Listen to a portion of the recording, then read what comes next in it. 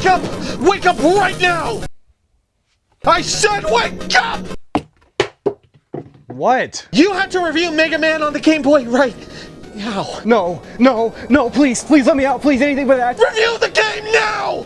In 1991, after the release of Mega Man 3 on the NES, Mega Man Dr. Wily's Revenge, also known as Rockman World in Japan, released for the original Game Boy. For the past couple of years, Nintendo, among other companies, had been releasing ports of NES games to the Game Boy, and Capcom finally decided to partake. Except, instead of just porting Mega Man 1 from the NES, they decided to outsource the development of this game to a different company. For reference, this was shortly after the release of Mega Man DOS, which probably is why both covers are just a cropped version of Mega Man 3, but Rockman World quickly separated itself from the poor reputation of Mega Man DOS, even receiving praise from none other than Keiji Inafune. Reviews when this game first released were actually pretty decent, as this was the first portable Mega Man game to ever release. Despite only having 4 shades of putrid green to work with, the Blue Bomber managed to bring all of its glory over to the Game Boy. At least, that's how it appeared when the game first released. In fact, the entirety of the Rockman World Series was very well received at launch, but as time passed and the Game Boy in general started to show its age, the Rockman World Series suffered greatly. Instead of being a great way to play Mega Man on the go, it became forgettable at best. And the people who did remember Mega Man's venture onto the Game Boy either hated it or held it close to their hearts as nothing more than a nostalgic memory. Today, the Rockman World Series is only talked about by the most hardcore Mega Man fans who will say anything from "the Game Boy games are incredible and underrated" to "the Game Boy games are a mess that never should have released in the first place." But I finally played and beat the first Rockman World for myself, and I certainly found it to be interesting. Nowadays, emulation makes these games easier to play since you don't have to deal with having no backlight on your Game Boy or too much motion blur or something like that. Plus, there are even color hacks, which I'm showing on screen since I'm sure we'd all prefer to look at the game in color. But I played this game in black and white as intended, just so it wouldn't affect my thoughts on the game. And since you guys have been asking me to cover the Game Boy games for the past 3.5 years, I think it's finally time we get started. Also, I am currently being held hostage, so I guess that's as good a reason as any, right? Anyway, after growing up with the NES games, it is certainly jarring to play this one. The screen is very zoomed in compared to the originals, and it makes the platforming much more difficult. This is the main complaints people have with Mega Man and Bass on the Game Boy Advance, which is why I always recommend playing it on the Super Famicom, but we can talk about that another day. On top of the zoomed in screen and the lack of colors, the physics are certainly much worse. Don't get it twisted, they are not horrible, in fact they're honestly fine, but when comparing them to the NES Mega Man games, which to me are the pinnacle of what platforming physics should be, Rockman World underdelivers. The controls are not as responsive, the ground is more slippery, Mega Man doesn't jump as high, Mega Man is slower, Mega Man shoots slower, the momentum is a little out of whack, and it just overall feels weird when you first play it. Despite that, I was able to get used to them fairly quickly, and I'm sure most Mega Man players will be able to do the same. But even once you do get used to the controls and physics of this game, it is incredibly difficult, and that is by design. The platforming is generally extremely difficult, enemies feel like they take forever to kill, the checkpoints are unfair, and to me it even feels like the health bar is smaller. I don't know if enemies are just hitting harder or my memory is failing me or what, but I remember on multiple occasions dying in just 3 to 4 hits from enemies. That being said, the changes are not all bad though. The UI is very clean to compensate for the Game Boy's small screen, and I like the addition of showing how many lives you have as well. There's also a password system which was not introduced on the NES until Mega Man 2, which is very nice. But there are 4 stages to choose from when you first open the game, which is disappointing because there is no Guts Man. And there's no Bomb Man either, I guess. I think this is because the game focuses a lot on the special weapons, and looking back at Mega Man 1 on the NES, Bomb Man and Guts Man's weapons are clearly the worst, but I've already made a video talking about that. Anyway, I started with Cut Man stage since that's what I always do, and I was greeted with some surprising levels of difficulty. Even these things that pop out of the floor and shoot you are much more difficult than normal due to your slow shooting. But then there are these spiked wheels that charge at you at an incredibly fast pace, so your only hope is to jump over them since they take 8 shots to kill. Then this is quickly combined with conveyor belts like from Metal Man stage in Mega Man 2, and then strange unkillable pairs of scissors that you have to jump rope over, and then it's all combined over a bottomless pit so that one small mistake kills you, since I forgot to mention the knockback also feels worse in this game than it did on the NES. Now the gameplay you're seeing on on screen makes this section look easy because I'm using gameplay from Raven XP's channel since they played the game in color and I don't want to torture your eyeballs, but I promise you this is a lot harder than it looks and I'm sure anyone who's actually played the game understands. Rockman stage also continues this difficulty trend by combining block puzzles, spikes, and wind mechanics to make for a nightmare of a vertical stage. You could get halfway through this stage, miss a single jump, and end up falling the entire way back down only to land in spikes and have to restart everything. We also get the classic electricity pillars that we have to dodge, which of course is combined with wind mechanics and spikes just in case that was too easy. And to finish the stage, we also have to test our patience by waiting on these suction cup enemies while climbing up a ladder, which is only hard because it's not fun to wait, and I'm always tempted to attempt to just book it, and that never works. Iceman stage is not as bad as those two, but it's a great example of an unfair checkpoint. We start with a similar first room to Mega Man 1 that is a breeze, followed by another suction cup waiting room. And then right where the stage begins introducing new mechanics over a litany of spikes, we get our one and only checkpoint, meaning we have the entirety of the rest of the stage to beat. Again, this stage itself is not as bad, it's actually pretty fun, but you might as well not even give a checkpoint on the stage if it's going to be that early. Then Fireman stage to me was actually the easiest. You do have a lot of platforming over insta-kill lava, which can definitely cheese you, but for me the main difficulty here was not getting hit by enemies since, again, it really feels like your health bar is half the size it should be. So most of my deaths in this stage actually came from the enemies, and usually were due to this weird moving fire thing. I don't know what this is, but I don't like it. But all of that being said, despite these stages being incredibly difficult, I actually did have a great time. Firstly, I do think the Mega Man trend of being incredibly hard the first time you play it and then being easier and easier every other time applies perfectly to this game. I talked about this more in depth in my Mega Man 1 review, but basically I would die in the first room in Cutman stage a lot. Then I would get past that and start dying immediately after, etc, etc. And by the time I actually beat the stage, I was clearing the first 80% of it without any issues and making it to the end without dying a single time. This game feels like the epitome of the hard to learn but easy to master as far as difficulty goes, which seems like a stupid thing to say, but I think the phrase applies to Mega Man as a whole. Anyway, the level design is deliberately difficult, sure, but it is also amazing. Once again, take Cutman stage for example. This is completely unique and it was fun to learn. It seems like it was combining Metal Man and Cutman stage since they're both sharp, and it worked great. We have the enemies mostly coming from Cutman stage, but the stage design mostly reminds me of Metal Man stage as far as references go, but it was overall original. And to me, the originality of this game is what shines the most. The best example of this game combining two different stages from different Mega Man games into one seamless original experience was Elecman stage. We get the fans from Airman stage mixed with the general verticality of Elecman's original stage, sure, but at some point you get so high up you end up in the clouds and run into the Lackey 2s from Airman stage, which is so much more fitting than I ever would have thought it would be. I love this idea and it was executed so well in this stage. Fireman stage also had elements of this by having the fire enemies from Quickman stage appear here, and honestly these enemies feel more in place here than they did in Quickman's original stage, which is crazy to me. Iceman stage didn't have a lot in that aspect from what I could tell, but I love the icicle puzzle elements in this stage. This is one that's going to mess up a new player on the first try 90% of the time, but once you know it, it's easy. And it's a creative and original addition to Iceman's level that adds replayability much better than shoving the checkpoints all the way back to the third room of the stage. So yes, the level design in all four of these first stages are difficult, frustrating, and sometimes blatantly unfair, but it's also original, fun, creative, and overall learnable, so it's really not that hard to overcome the difficult sections. But then after defeating all four Robot Masters, it's time to take on Dr. Wily. And we even get a nice shot of Mega Man looking up at the castle, which is super sick, especially for a Game Boy game. The first level really is the epitome of the duality of Rockman World brings to the table. On one hand, the stage is incredibly difficult, the enemies are still tanky and do a ton of damage, the platforming is very punishing with most of the original frustrating stage gimmicks returning in some form, and of course we also have a lot of jumps into spikes. I actually did like those on the NES though, I think that's a funny troll by Capcom, so I really can't complain about them here, but I know you guys hate these sections, even though you do get a platform item after beating the last boss, so you can actually dodge these spikes unlike every other Mega Man game. These giant enemies from Mega Man 1 also feel extra bad here since it feels like you have less expendable health, but I like gambling, so I can't complain. Maybe if there were like 3 of these guys in a row, it would be a problem. Okay, this doesn't count. It doesn't count in Mega Man 1 on the NES, it's a different game. But again, despite being a level that takes several deaths to learn, you will eventually get it down and make it through the stage without any issues and realize that it was a fun stage. Only to be met with the refights, and by refights I mean 4 new Robot Masters for Mega Man 2? That's right, this is probably my favorite part of this game. I already love refight stages, so being able to fight 4 brand new Robot Masters was a very pleasant surprise for me. The boss fights in this game can be incredibly difficult, especially if you're used to the NES versions.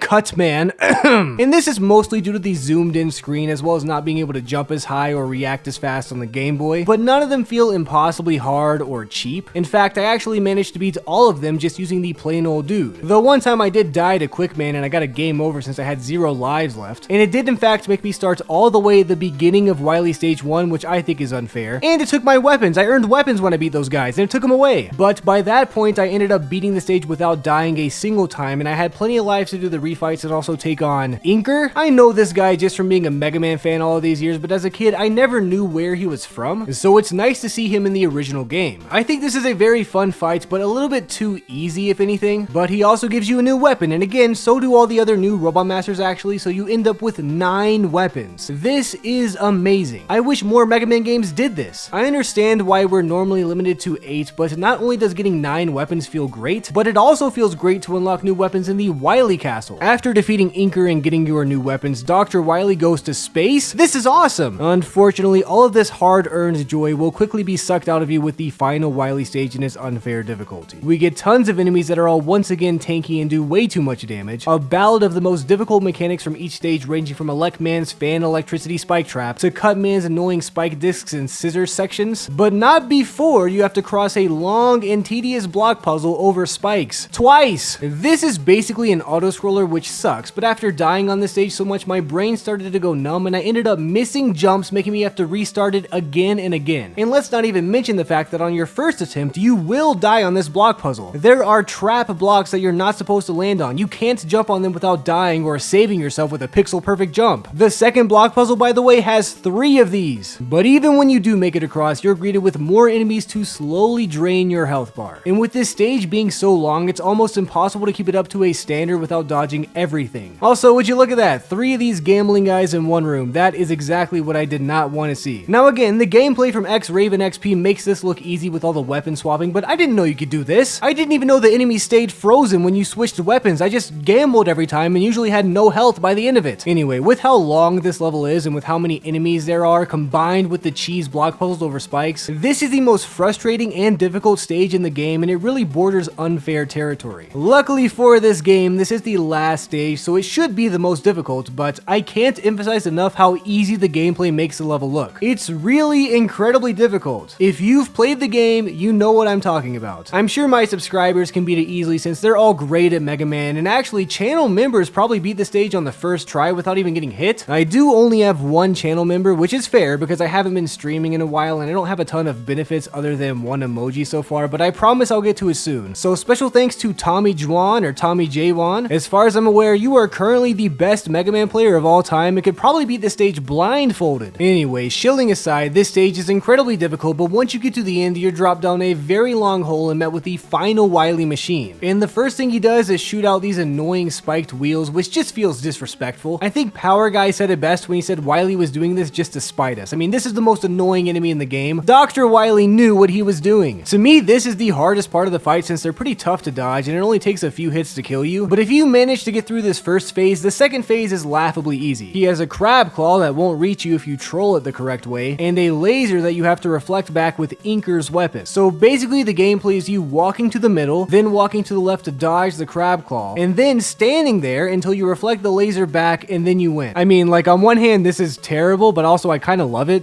Like, why is Cutman smiling at me like that? Overall, this game is incredibly difficult but very unique. It has a sharp learning curve, but if you consider yourself a Mega Man fan and you haven't played this game, I would say it's more than worth it. It's a great platformer, especially for a Game Boy game, and while it might not hold up to the NES Mega Man games, which are some of the greatest video games of all time, it is still worth giving a try. Now, I wouldn't introduce somebody to the Mega Man series with this game, but again, if you're a Mega Man fan, you have to play it. Yes, it's difficult, yes, it's on the Game Boy, but it's fun and it's very rewarding to beat and get good at the more you play. I would give it a solid 7.5 out of 10 in today's standards, so at the time, if we adjust for like inflation and the Game Boy aging poorly, that's close to like a 9, right? There's gotta be a 9 at least. Acceptable review.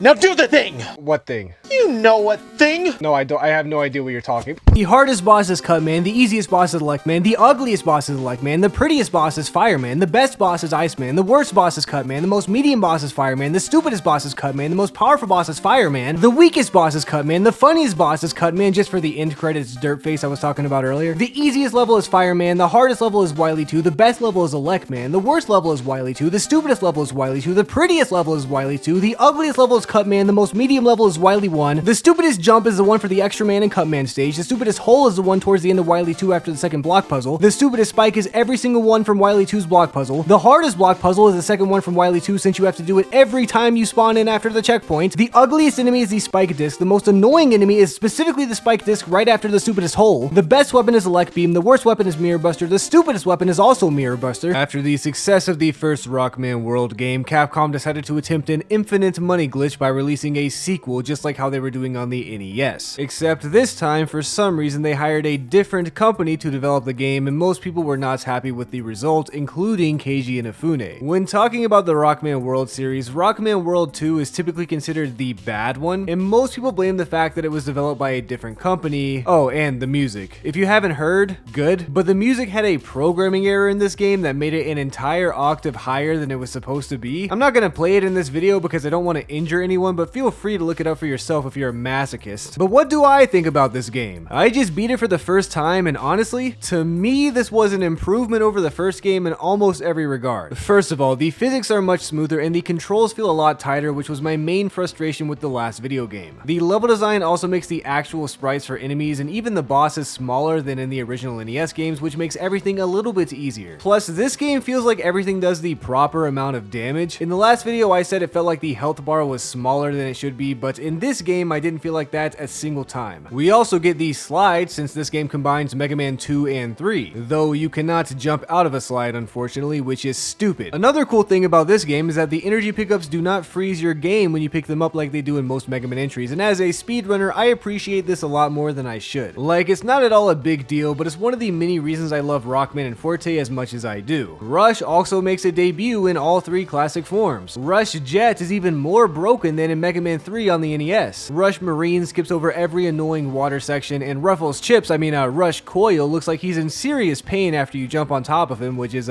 pretty funny to be honest. But let's jump into the actual game. Once again, we only have 4 stages, being Metal Man, Woodman, Airman, and Crash Man. I started with Metal Man stage for no particular reason, and like I said earlier, this game immediately feels better to play than the first Rockman World game. This stage is also significantly easier, which will turn out to be a running theme. Yeah, these chandeliers can be hard to dodge, and yes, we have more dropping into spike trolls, but to me this is not a problem. Dealing with these drills did make me realize that the invincibility frames seem to be a lot shorter than in the first game, which is really the only change in the entire game that makes it more difficult as far as I'm aware. But this stage is fairly short, and while it's not a one-to-one copy of Metal Man stage on the NES, it definitely feels less original than Rockman World 1. Woodman stage is even closer to the original NES stage than Metal Man's, but once again, it's just a fun time. There is a unique underwater section, but I don't remember much about it since I just rush marines my way through it. Other than that, this stage really just feels like a Game Boy port. We even get to fight these are tigers, right? I think I called them dogs one time, and you guys told me they were tigers, but I don't remember. We also have the return of the iconic chicken jumping section, which never gets old, and then that's it. Once again, the stage feels really short, but maybe that's just because it's so easy. Airman stage is also a great time. Very similar to the NES once again, but it's just plain fun, so I have no complaints. Most people hate Airman's theme song and say it's an atrocity, and while I certainly see why, I don't think it's nearly as bad as everyone says it is, but just in case it is, I'm still not going to play it for you guys because I don't want to get taken to court for negligence. It is worth noting the music in this game is all original though, which is pretty cool. Since the last Rockman World game just had Game Boy ports of the NES songs, which was cool, but having a unique soundtrack is kind of special, you know? It's just a nice thing to have, I feel like, but whatever. Here we have all the iconic parts of Airman stage, from the annoying birds to the floating grandmas to the fan guys and even the weird cloud lackey twos. I actually beat both this stage and Airman without getting hit, and I have the achievements to prove it. Oh wait, I haven't talked about these achievements yet. Don't worry guys, I plan to make a video about those as soon as I get released from captivity. Lastly, we have Crash Man stage, which is about what you would expect. The level follows pretty much the same path as the original, all the way through the boring auto-scroller platforms and past the tall slinky guy. But then wait, we actually go back down? Whoa, this is some Crash Man DLC. This is actually super super cool. The ladders are also expanded upon in the level design, giving you 3 ladders this time, making it feel more confusing and like a maze. But then the stage is over, and that's it. All 4 of these RoboMaster stages were really fun, but I do miss the uniqueness of each level that the previous game had. That being said, so far I do prefer all of these levels to the previous game because they were a lot less frustrating and more fun. Is that just because this game is generally easier? I mean, probably yeah. But being easy is not always a bad thing, and despite feeling closer to a port than Rockman World 1, it is still a very unique experience and a lot of fun. But now it's time to take on Dr. Wily. Mega Man, what are you doing? Get him! Shoot!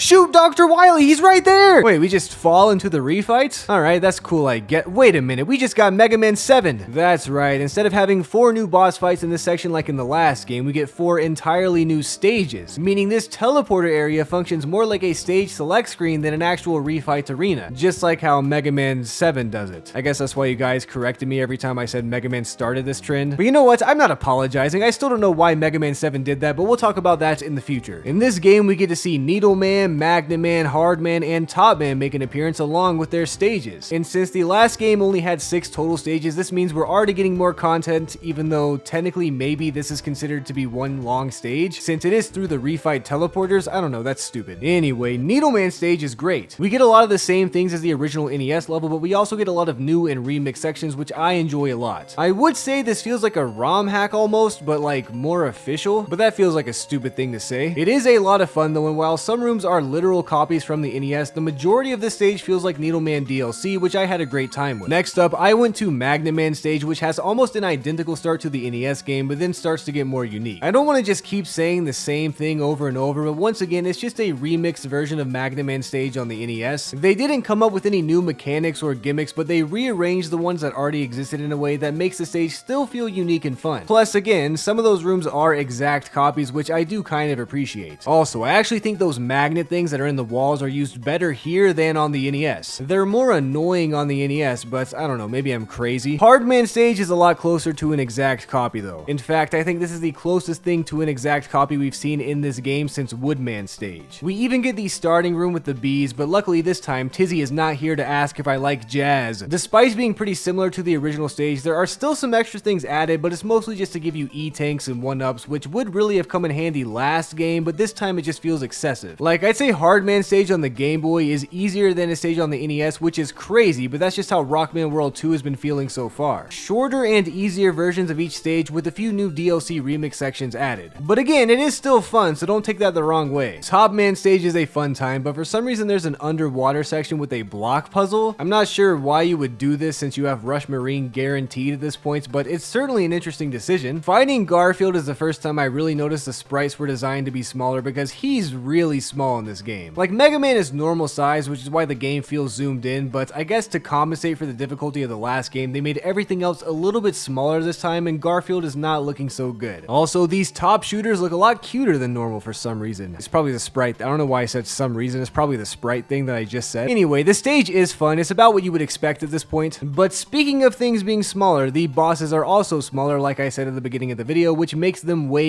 easier. In the first game, it was pretty difficult to jump over Quickman, for example, like when he runs under you since you don't jump as high as you would on the NES. But since the bosses in this game are smaller, even though it's just by a little bit, it feels a lot easier to dodge their attacks. That being said, the bosses also feel like they were programmed better in this game. In Rockman World, they did a lot of just flopping around near you. At least that's what Elecman and Cutman did. But in this game, they feel more refined, which also might contribute to them being easier. Speaking of being easier, we have Quint, who's even easier than Inker. Now, I can't read, but apparently this guy is Mega Man from the future, and he's on a pogo stick? You know what, honestly that's kinda cool, and it's extra cool since he's wearing sunglasses, but being cool can only get you so far because this fight is stupid easy. Well, at least easy gameplay wise. It's not super easy to process the fact that you murdered the future version of Mega Man. This might have just single-handedly debunked one of my myths in my Mega Man Mythbusters video. But now that Quint has been defeated, Dr. Wily flies to space, and we follow him in our Rush spaceship. I don't remember unlocking that. And then we get get led into the skull entrance like the Super Mario Bros. 2 bird at the end of each level. You guys remember that bird thing? I don't know why it made me think of that, but they're similar, right? This is the only Dr. Wily stage in the game, and it's covered in clocks and acts like a maze since Dr. Wily time traveled. At least that's why I think it's covered in clocks. Maybe space-time zones are just weird. But this stage is actually pretty short and straightforward. After the clocks, we get a small medley of all the previous stages we've already beaten, and then it's straight to Dr. Wily. And man, he's extra tiny. A lot of people complain about how he looks in this game, but I think it's just more funny than stupid, so I don't mind. Plus, the boss fight is actually pretty fun. If anything, it's just too easy. You shoot Dr. Wily, he gets up and enters his stage 2 machine. You shoot him again, he enters a stage 3 machine, and then you beat him. Except this time when he tries to escape, you literally shoot him down with a missile and he crash lands into a planet and explodes and also dies. You see that skull right there? That means he died. The game just ends after that. But this time, instead of getting derp faces in the credits, we learned that Woodman's chicken's name is Cook. And that's kind of funny, right? I guess what they say is true. Anyone can cook. Anyway, I had a great time with this game. It was definitely a little bit too easy, but honestly, that's refreshing after the first entry on the Game Boy, and it was still fun the entire way through. I would actually be interested in playing this game again since it took me less than 40 minutes to beat it the first time. Like, it's a shame that the levels weren't as unique as the first game, but I still think that's made up for by the fact that the physics are so much better on top of getting more stages for the extra Robot Masters. So while it feels like there's nothing super special to write home about with this game on account of most of the levels being very similar to the NES, I still think it's a great game, especially for the Game Boy, and it's certainly worth playing if you're a Mega Man fan. I'd probably give this one an 8.5 out of 10 in today's standards, so for back then, adjusting for inflation, that's almost a 10. Wait, why do people hate this game aside from the music? Seriously, I want to know. Please tell me in the comments. I know everyone hates this game, but why? This one was pretty good. Do the thing! Alright, fine, I'll just...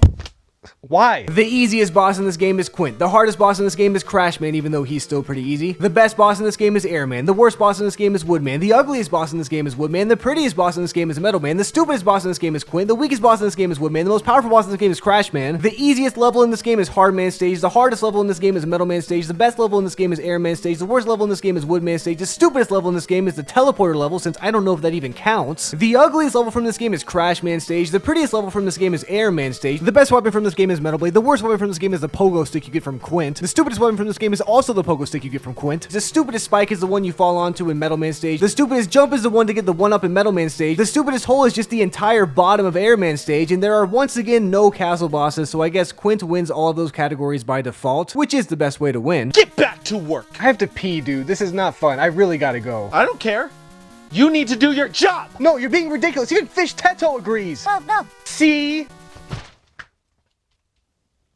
After numerous complaints about Rockman World 2, Capcom decided to go back to the original company that developed the first Rockman World game and ask them to develop Rockman World 3. Because of this, the sprites are back to their normal size for the most part, and the music is no longer original compositions, and most importantly, the difficulty is back up. Not as hard as Rockman World 1, but much more difficult than Rockman World 2. Mega Man games are not supposed to be easy after all. We also gained the ability to use the charge shot in this game, which is a nice feature, and on top of that, we're able to properly jump out of sliding, so I'm already on board. Also, Eddie joins us for this adventure, and unlike the first Rockman World game, the physics and controls are much smoother, which of course is going to make the game a lot more fun and tolerable. Except one annoying thing is the energy pickups do once again freeze the game, which is pretty stupid. In fact, there are a few points in this game where I picked up health jumping over a hole or something, and it killed my momentum and then me. So that's really stupid, but it doesn't really come up that much. Also, to make the game more true to Mega Man 3 on the NES, we also get to lag, which wasn't at all present in the last two games. Honestly, I think that's more of a testament to Rockman World 1 and 2 though, since this is on the original Game Boy. I'm not sure how any of these games run as smooth as they do, but opening the game, we are once again greeted with only 4 bosses, this time being Gemini Man, Snake Man, Spark Man, and Shadow Man, otherwise known as the Mega Man 3 bosses that were not in Rockman World 2. This time, the stage select screen is a lot fancier, and we even get a cool animation before each level. I started with Snake Man stage because he was easy on the NES, and we're greeted with a pretty faithful recreation of that stage. I'm not sure why there are palm trees in the background, but I do appreciate the originality. As far as originality goes though, that's pretty much it. This stage is basically the same as the NES version, from the giant snake mini bosses to those weirdos that jump over you, and we even get to climb up into the sky. Except luckily this time there is no glitchy platforms. That's not to say this stage is bad or anything. In fact, most of the rooms are not exact copies of the original game, so this feels like a remix more than a copy, which will be a running trend for this game. Gemini Man stage is more the same. We do start off with basically the same starting room as the NES, but then we get get a nice remix, which is fun. The backgrounds and foregrounds are pretty disorienting and freaky in this stage, though I can't decide if that's cool or annoying. What is annoying, however, are these weird eggs you have to shoot. These were already on the edge of being annoying on the NES, but with this game being so zoomed in, it feels like this section takes an hour of just spamming shoot. Charge shots do make these eggs more tolerable, but it still feels annoying. My thumb was starting to hurt after a while, and don't say skill issue, I have arthritis. This stage is just fine though, another fun remix as you'd expect. Shadow Man stage is probably the most faithful to the original NES version. It does add these bombs for some reason, but they're kind of annoying if anything, since they're just a waiting mechanic. But this stage is literally just an easier version of the NES stage. The only remix parts seem to be the order in which the rooms appear. I mean, we have the rooms that turn into space, the walking grenades, the jumping vacuum cleaners, and even these parachute enemies that everyone in the comment section always tells me to use topspin on in Mega Man 3 on the NES, but I never will, so stop asking. They are easier in this stage though, as is everything, since you're able to easily reach the projector things on the ceiling due to the screen being so zoomed in. Overall though, still a good time. Sparkman stage is one of my favorites in this game because even though it is very similar to the NES, I feel like it's a more compact version. It has all of the challenging parts like the laggy section with the spikes on the ceiling and the moving platforms, as well as the classic spike falls, but not as much of the pointless waiting sections where you get like 3 rooms in a row of enemies. I mean, okay, there are some of those rooms, but you get what I'm saying. It once again feels like an easier version of the original stage, which is getting annoying to say over and over again. So here's a fun fact. I thought those spark things on the ground damaged you, so I spent most of this level jumping over them, and it turns out they do not. I wasted my time and energy. Anyway, after defeating the 4th Robot Master, it's time to take on Dr. Wily, and we are immediately greeted with block puzzles. This isn't so bad, but it's worth mentioning that the controls, while much better than Rockman World 1 and even Rockman World 2, still are not as tight as the NES, so you do have to be careful. But then we're greeted with a big suction cup guy. Hey, we have our first castle boss. Luckily, this fight is super easy, and now it's time for the refight. Alright, never mind, we just got Mega Man 7. And I mean for real this time, not like in Rockman World 2 where it was like technically a Mega Man 7. We really got Mega Man 7. And we're now greeted with Dive Man, Skull Man, Drill Man, and Dust Man. And much like Mega Man 7, these stages are a lot harder than the first 4. We are presented with more of the original Rockman World difficulty, consisting of pixel perfect precise jumps, spikes everywhere, and just mean level design. But let's go through each of these levels one by one. Dust Man starts out by introducing enemies that jump out of holes. That's probably my least favorite Mega Man mechanic of all time. I've talked about this a lot in earlier videos, but it's been a while, so I'll just be real, I hate these things. I know you have to shoot them and then jump, but that doesn't make them any less stupid. We also get enemies that only spawn in once you're about to get hit by them. Absurd enemy placement where you have to know where they are in advance to not get killed. Spikes that are impossible to jump over. I mean, I don't know what to even do here. I just damage boosted, but that certainly can't be the intended way to cross this, right? According to the gameplay from X-Raven XP that I've been using, you can use Rush, but I swear I tried that and I just died, so I don't know. Now, I did play the original monochrome version of this game, and this gameplay is of the DX hack just so you can see it in color, so there might be a few inconsistencies as far as that goes, but none of that is even the worst atrocity. The worst part of this stage is the Crusher section. Normally these are fairly easy, but with the zoomed in screen along with the company that developed the first Rockman game, this is just painful. Yes, you can use charge shots to knock out large sections of these blocks at a time, but it's just so easy to die here. I feel like this was harder for me than it would be for most other people because I'm very impatient, but I died here several times, and even when I didn't die here, I ended up dying right after this and spawning right before the Crusher section because of the checkpoint, which made it even worse. Anyway, this level was a huge difficulty spike. So next I decided to try Dive Man stage and was met with just as much difficulty as before. There are spikes everywhere, and the underwater physics in this game are not bad, but as someone who's never played this game before, I was not used to them at all, so making a lot of these jumps is a much more difficult task than it seems. This level isn't as difficult as Dustman's, but the section with the water going up and down is just brutal. There's almost no room for error, and you have to be really familiar with the physics in this game to get past it, which just takes time. At the very least, there were Metroids though. I love that game. You guys still want to see me make Metroid videos? I'm gonna do it in 2026, but only if you want to see them. Drill Man stage was not nearly as difficult though. It certainly wasn't easy, and it's much harder than the first 4 stations in this game, but after what we went through with Dive Man and Dust Man, this is nothing. The main difficulty here to me was the sheer amount of enemies. Unlike in Rockman 2, this game is much more punishing as far as taking damage goes, but it's still not as bad as Rockman World 1, and these stupid boulders are hard to dodge, so I was on low health the majority of this stage. Skull Man stage was the easiest of the 4 new Robot Masters. It's still decently challenging, but not at all bad. Nothing was cheap or stupid. This just felt like a run-of-the-mill Mega Man level. I don't even have much to say about this level, I just kind of cruised through it since I was expecting some kind of insane difficulty like the other stages. I will say, despite these last 4 Robot Master stages being difficult, I do think there was more originality here than the first post for. After asking you guys why you didn't like Rockman World 2, originality seemed to be the main complaint, which I understand, but I also still enjoyed playing the remix stages. And I've enjoyed them here too, but at the same time I gotta be honest, despite being difficult, I did enjoy these second half stages more due to their originality. Except for Dustman's stupid Crusher, that sucks and I never want to play it again. But after defeating the last 4 Robot Masters, it's time for Dr. Wily. Again? This time we just teleport right to him and Mega Man, come on, he's right there, shoot him! Shoot! Instead of shooting Dr. Wily and ending this whole charade, Mega Man decides to battle Punk. Now, Punk is more difficult and overall a much better battle than Inker or Quint, but to me, he still wasn't that hard. I see people online complaining about him killing you in 3 hits, but like, he's not that hard to dodge. Is this just a skill issue? Am I crazy? I mean, obviously my subscribers have no trouble with this guy or this game in general, and channel members like Tommy J. Wan and Mega Cartman X could beat this game with 2 hands behind their back, but for all of you who are not subscribed, first of all, please subscribe. But first, is Punk really that hard? Or is this just a skill issue by dweebs on the internet? Anyway, after defeating Punk, Wily raises a castle from underwater, which just feels unnecessary, and we have our only Wily stage of this game, meaning there's no refights, which is a shame. But my goodness, this stage is long enough to be an entire castle, which I guess it technically is. This stage is the most like the first Rockman World game. It's pretty difficult in nature, but the main problem is it's just stupidly long. There's so many enemies slowly draining your health, and every time you game over, you have to start from the very beginning. I think I have this entire castle memorized due to starting over so much. And the stupidest part is this rush jet section right here. Why even have this? This is absurd. You can't move rush jets up or down, so you just have to aim perfectly in this part or else you'll just die. But if you think that's bad, we also have another crusher section, but this time with spikes. I won't lie though, this is still easier than the one from Dustman's stage, and I don't even know how that's possible with how cheap some of these spike placements are. But after about 900 more rooms, we finally get to the boss, which luckily is just another easy suction cup thing. But wait, it's not over? How is it still going? This isn't even a checkpoint. What were they thinking? Luckily, shortly after is the Wily machine fight, but don't forget, if you game over here, you're starting over from the very beginning, so good luck. This fight got me the first time, but I quickly realized he just jumps back and forth, so if you stay towards the middle of the screen and dodge the missiles, this first phase is really easy. The second phase also got me the first time, but then I realized he's just sitting there shooting balls at you, so if you dodge those and slowly kill him with Punk's weapon, it's really not that bad. But after defeating Dr. Wily, this time he escapes. Oh wait, never mind, he died again. And this time his skull explosion is crying. And the credits also teach us that this penguin is named Pepe. Silly credits, Pepe is a frog. This penguin's name is Bingus. But to summarize, this game was still a fun time. I know I complained about the difficulty a lot, but since the actual physics in this game felt good, it wasn't nearly as bad as the first Rockman World game, and I even liked that one if you saw my review on it. Rockman World 2 was much easier, and while I might have had a better time with that game than this one, I feel like Rockman World 3 is objectively better, but that's hard to explain. Like, you know when something is just better, but you like the other thing? I guess the closest thing to that is this one meme that I see sometimes, but I hope you guys know what I mean. Anyway, the difficulty was very balanced here, not too hard and not too easy. The stages were mostly remix versions like in Rockman World 2, but had a lot more original elements than Rockman World 2, which to me makes it a little bit better objectively. And again, it was just a fun time. So while there's still not much special about this game if you've played the NES games, it is fun and it's once again worth playing if you're a Mega Man fan. I'd give this game a 8.75 out of 10 in today's standards, so adjusting for inflation, that's gotta be a 10, right? I'm starting to understand why you guys have been begging me to play the Game Boy games for all these years. In fact, was it one of you that hired this guy to kidnap me? Because that would make a lot of sense.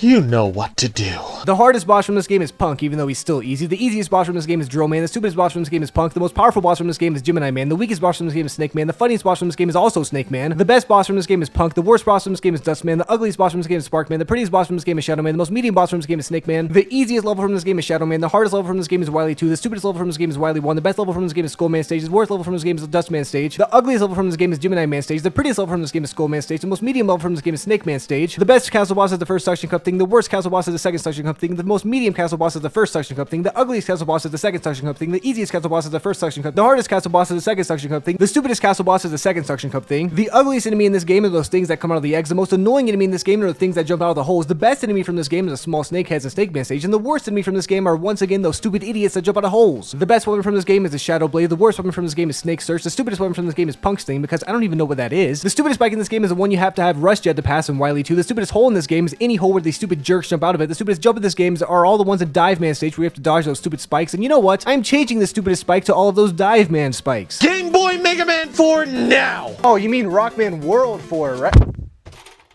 That's what they call it in Japan. After the great reception of Rockman World 3, Capcom decided to keep the same company developing Rockman World 4, except this time they have the experience of making 2 other Mega Man games at this point, so Rockman World 4 ended up improving a lot of features. There's an opening cutscene that has no business looking this good on the Game Boy. The stage select screen looks epic. The graphics are even better than the previous games. The physics are somehow even smoother, and that's a big improvement. And the biggest change so far is Dr. Light's having an item shop. That's right, yet another key feature that Mega Man 7 stole from the Game Boy games is here, in the Game Boy games. Except instead of screws, we pay with P. Luckily, it's not Anime Girl P, otherwise I would keep that for myself. But in this shop, we can see E-Tanks, 1-Ups, the Energy Balancer. Wait, is this the first game to have an Energy Balancer? Mega Man 6 technically released right after this game, right? That's crazy. On top of that, we even have the Beat letters, allowing us to later unlock Beat, which is cool. But one change that is not cool is the charge shot. First of all, it's bigger like in Mega Man 5 on the NES, but that's not the bad part. The bad part is that it knocks you back every time you shoot it, which is annoying. It's just enough to mess up tight jumps or knock you off a platform if you're standing too far back. And I understand this is an attempt to nerf the charge shot since it's so powerful, but I'm not a fan of how they went about this, to be honest. Especially when they also added a Buster upgrade for game overing too many times. I only got that because I was going for the achievement for beating Crystal Man stage without getting hit, which I did end up getting, but again, I'll talk about these achievements once I'm freed from these chains. Luckily, the difficulty in this game is the most balanced so far. It's not as easy as Rockman World 2, but it doesn't have unfair jumps and enemies like Rockman World 1 and 3. So this game is looking really great at first glance. Also, even though the charge shot was nerfed with that stupid knockback thing, you are able to keep charging after getting hit, which is nice, but honestly, I would trade that in for no knockback, but maybe that's just me. Anyway, after opening up the game for the first time and playing with the cool stage select screen, I chose Toadman's level, and it's just a great time. It is a Toadman remix, but it's much more original than how Rockman World 3 treated most of its levels, so it was super fun. We get to see the rain, the rats, the giant snails, and even some underwater sections, so this level was great. Also, why do we have beer passwords in this game? Was Homer Simpson in charge of the passwords? I mean, I'm not complaining, it's kind of funny, I guess. Brightman stage is also super cool. We get the cool half-circle platforms like on the NES, but there's a lot of unique elements as well. For example, the lights do turn off like on the NES, but our entire HUD also disappears with the lights, which is neat. There's also this weird-looking platform, which was a fun time, I guess. It's kind of slow, to be honest, but this was original, and I keep telling you guys, I really do appreciate the originality. Something unoriginal, though, is the lag returns, just like from Mega Man 4 on the NES, but like I said in the Rockman World 3 video, I'm surprised it took this long to start lagging. This is a Game Boy game, for Pete's sake, an original Game Boy game, not Game Boy Advance, not Game Boy Color. This is a DMG Game Boy game. Again, you are seeing the gameplay in color because I'm using X-Raven XP's gameplay, which is a DX hack of Rockman World 4, but again, I played on the monochrome original version of this game just so the review was like accurate to the original game. But if you want a tutorial of how to install the Rockman World DX patches, let me know in the comments and maybe I'll make a video like that soon. Pharaoh Man stage, by the way, is also amazing. We start out with the same first room as on the NES, but despite not being original, I think it would be criminal to not include this. There isn't an Easter egg to get the balloon on the other side though, which is sad. But in this level we get the quicksand on the inside of the pyramid too, which is fun. And we also get some unique mechanics for the first time since Rockman World 1. It's just these falling rock platform things, but these are cool. Overall, this stage is great, and while again it is a remix of the original stage, it does add a lot of new things, which seems to be a trend in this game. Ring Man was up next, and this stage is the hardest so far. It's not too bad though, and not unfair by any means, but there were a lot of platforming sections that I kept messing up by using charge shots. Rockman World 3 kind of trained me to constantly be charging up my buster, so I had to learn to stop doing that in this game because it led to my death more than once. This stage is probably the closest to the original NES stage though, but it's still great, and I think it stands out as being a better port of an NES stage than the other games, which just goes to show how much of an improvement this game is so far. Except for these hippos. Somehow, these guys are a lot worse. But after defeating the first 4 Robot Masters, first of all, we get Beat. That's pretty cool. I never used him, but like, I like having him around, you know? But it's also time to face Dr. Wily. What the heck? His castle rose from the ground and we're just shooting at it? Yeah, get him, Mega Man! Shoot the castle down! Well, after that doesn't work, Mega Man just teleports to the top and we start fighting a living satellite. This boss fight was pretty fun actually, but it was a bit on the easy side. But the level continues. We have to fight a few stationary missiles and then we see Dr. Wily. Oh my goodness, Mega Man, shoot him! Shoot! You just tried to shoot down the castle with him inside. Why can't you shoot Wily right now? Yo, chill, bro. I was joking. Welp, now we have to fight Ballad, who's pretty cool, but also really easy. I beat him without getting hit. Well, I guess I didn't beat him since he technically manages to escape, but I'm sure we'll see him again. Leaning into the Mega Man 7 tropes though, which are technically Game Boy tropes, we have 4 new Robot Masters and I started with Crystal Man. But this stage was incredibly unique. It's almost nothing like the NES version of this stage, which I love. I mean, we do have those annoying dropping crystals, which was the worst part of that stage, but I feel like they're a lot easier to predict predict in this game. And also, we get the cool Crystal Joe guys, which is cool. But this stage is mostly unique. We have branching paths, platforms you have to punch to get moving, and even these pillars that collapse from under you or appear from underground that you have to jump on or try to crush you or something. This is what I like to see from the Game Boy games. Yes, I can still tell it's Crystal Man stage because there are a lot of returning assets, but this is super original and it felt like a unique experience. Next up, I took on Napalm Man, who may have banned this game from upstairs, but I'm in too much of a compromised position to check right now, so don't ask. This stage has a lot of branching paths and even uses one-hit kill drill things as platforms, which is awesome. There's also fire all over the stage that you can extinguish with Toadman's Rain, and I feel like that is super cool. Oh, by the way, there's more letters now. Instead of the Beath letters, we have Wily letters. Now, I'm not gonna lie, I didn't know what these were and I didn't know what they did when I first collected them, so I collected them hoping for a secret, but it turns out you just need them to progress later. But now I want to know what happens if you get to the Wily Castle without any of these letters, so can someone in the comments let me know? Anyway, Napalm Man stage was once again super fun and very original, so it obviously was a great time. The Stone Man stage felt more like a remix than the others, but it was still like 90% original as far as the rooms go at least. It even brought back these cool falling rock platforms from Pharaoh Man stage, which honestly fits even better here. Plus, I found out you can jump on these guys' heads and slide on top of them to get to secret areas. That's amazing. I love how many unique ideas are being used in this game. I guess the developers finally started getting confident enough to take some creative liberties, though I do understand why they didn't do that as much in Rockman World 3, considering they got replaced by a different company after all of their unique ideas in Rockman World 1, but I sure hope the originality was not the reason Capcom outsourced to a different company, but you never know with Capcom. Anyway, lastly, I chose Charge Man stage, and my subscribers know I hate Charge Man, but his stage is honestly not that bad. I mean, it's very similar to the NES for sure, but there are a lot more spikes, which I actually think is a very cool addition, especially since there aren't any pixel perfect jumps I have to perform to dodge them. This one again feels the closest to the NES stage though, with mostly similar rooms and even similar enemy placements, but it was still fun. In fact, all of the Robot Master stages were great. None of them stood out as bad or too difficult, and even though some of them were pretty close to the original NES levels, this game feels the most polished both in terms of difficulty and originality. I see why so many people like the Game Boy games, and more specifically this game after just playing through the Robot Master stages, because as a big Mega Man fan, I really do feel like I've been missing out. But after defeating all 8 Robot Masters, it's time to fight Ballad, as long as you have the Wily letters. Oh, and you have to go through the shortest stage of all time, but now it's time to fight Ballad. Except this time, he stole Quint's sunglasses, which is super cool. And while this fight is easy, it was probably the best battle out of all the original Mega Man killers so far. It's not so easy that it's boring or anything, and it feels complex enough, so I had a good time. Plus, he just looks cool, look at him. But now we have to escape! This castle is exploding and we have to shoot these stationary missiles. Luckily, Ballad's weapon shoots in every direction, so that's nice. Anyway, this stage was pretty easy, but instead of running into the Wily boss, we actually have more of the game to play as Dr. Wily escapes into space again? This time we even start on top of some spaceship and break our way in, and if you saw my videos on the best and worst Wily castles, you know I think this is awesome. This level is pretty straightforward though, as it's mostly just a straight line with enemies, but afterwards we fight another machine thing. I don't know what this is, but it is cool. It even uses our own weapons against us, but it's also easy, and defeating it just leads us down into the ship. Now this stage has these jerk missiles from Napalm Man stage, followed by a nice medley of other stages in this game, which most of these Game Boy Wily castles seem to love doing, but afterwards we run into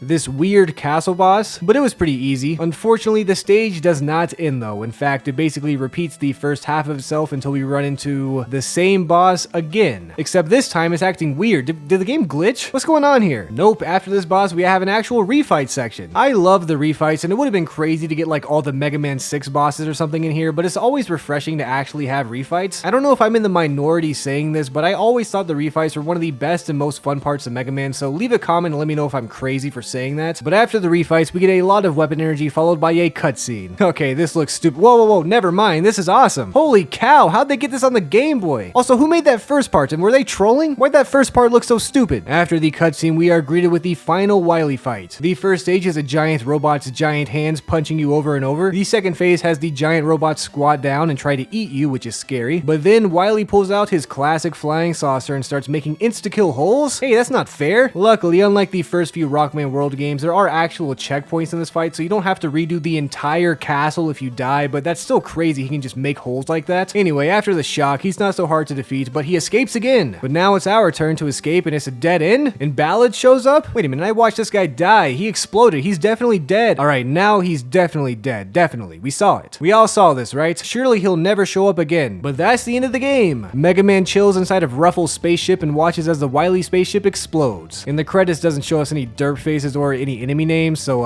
enjoy watching Toadman jump around, I guess. Overall, this game was great and definitely the best Mega Man Game Boy game so far. The physics felt the smoothest, the difficulty was perfect, being not too easy but not frustratingly difficult either. We had the most actual gameplay in this game. There were epic cutscenes, there was originality. There was even the invention of Dr. Light's shop by George, don't forget about that. The only flaw with this game is that stupid charge shot nerf, but it was almost perfect. And this is on the Game Boy. I'd give this game a 9.5 out of 10 in today's standards, and of course 10 being Mega Man NES quality, so this is almost there. In fact, you could argue Rockman World 4 is better than some of the NES games, but we can talk about that another day.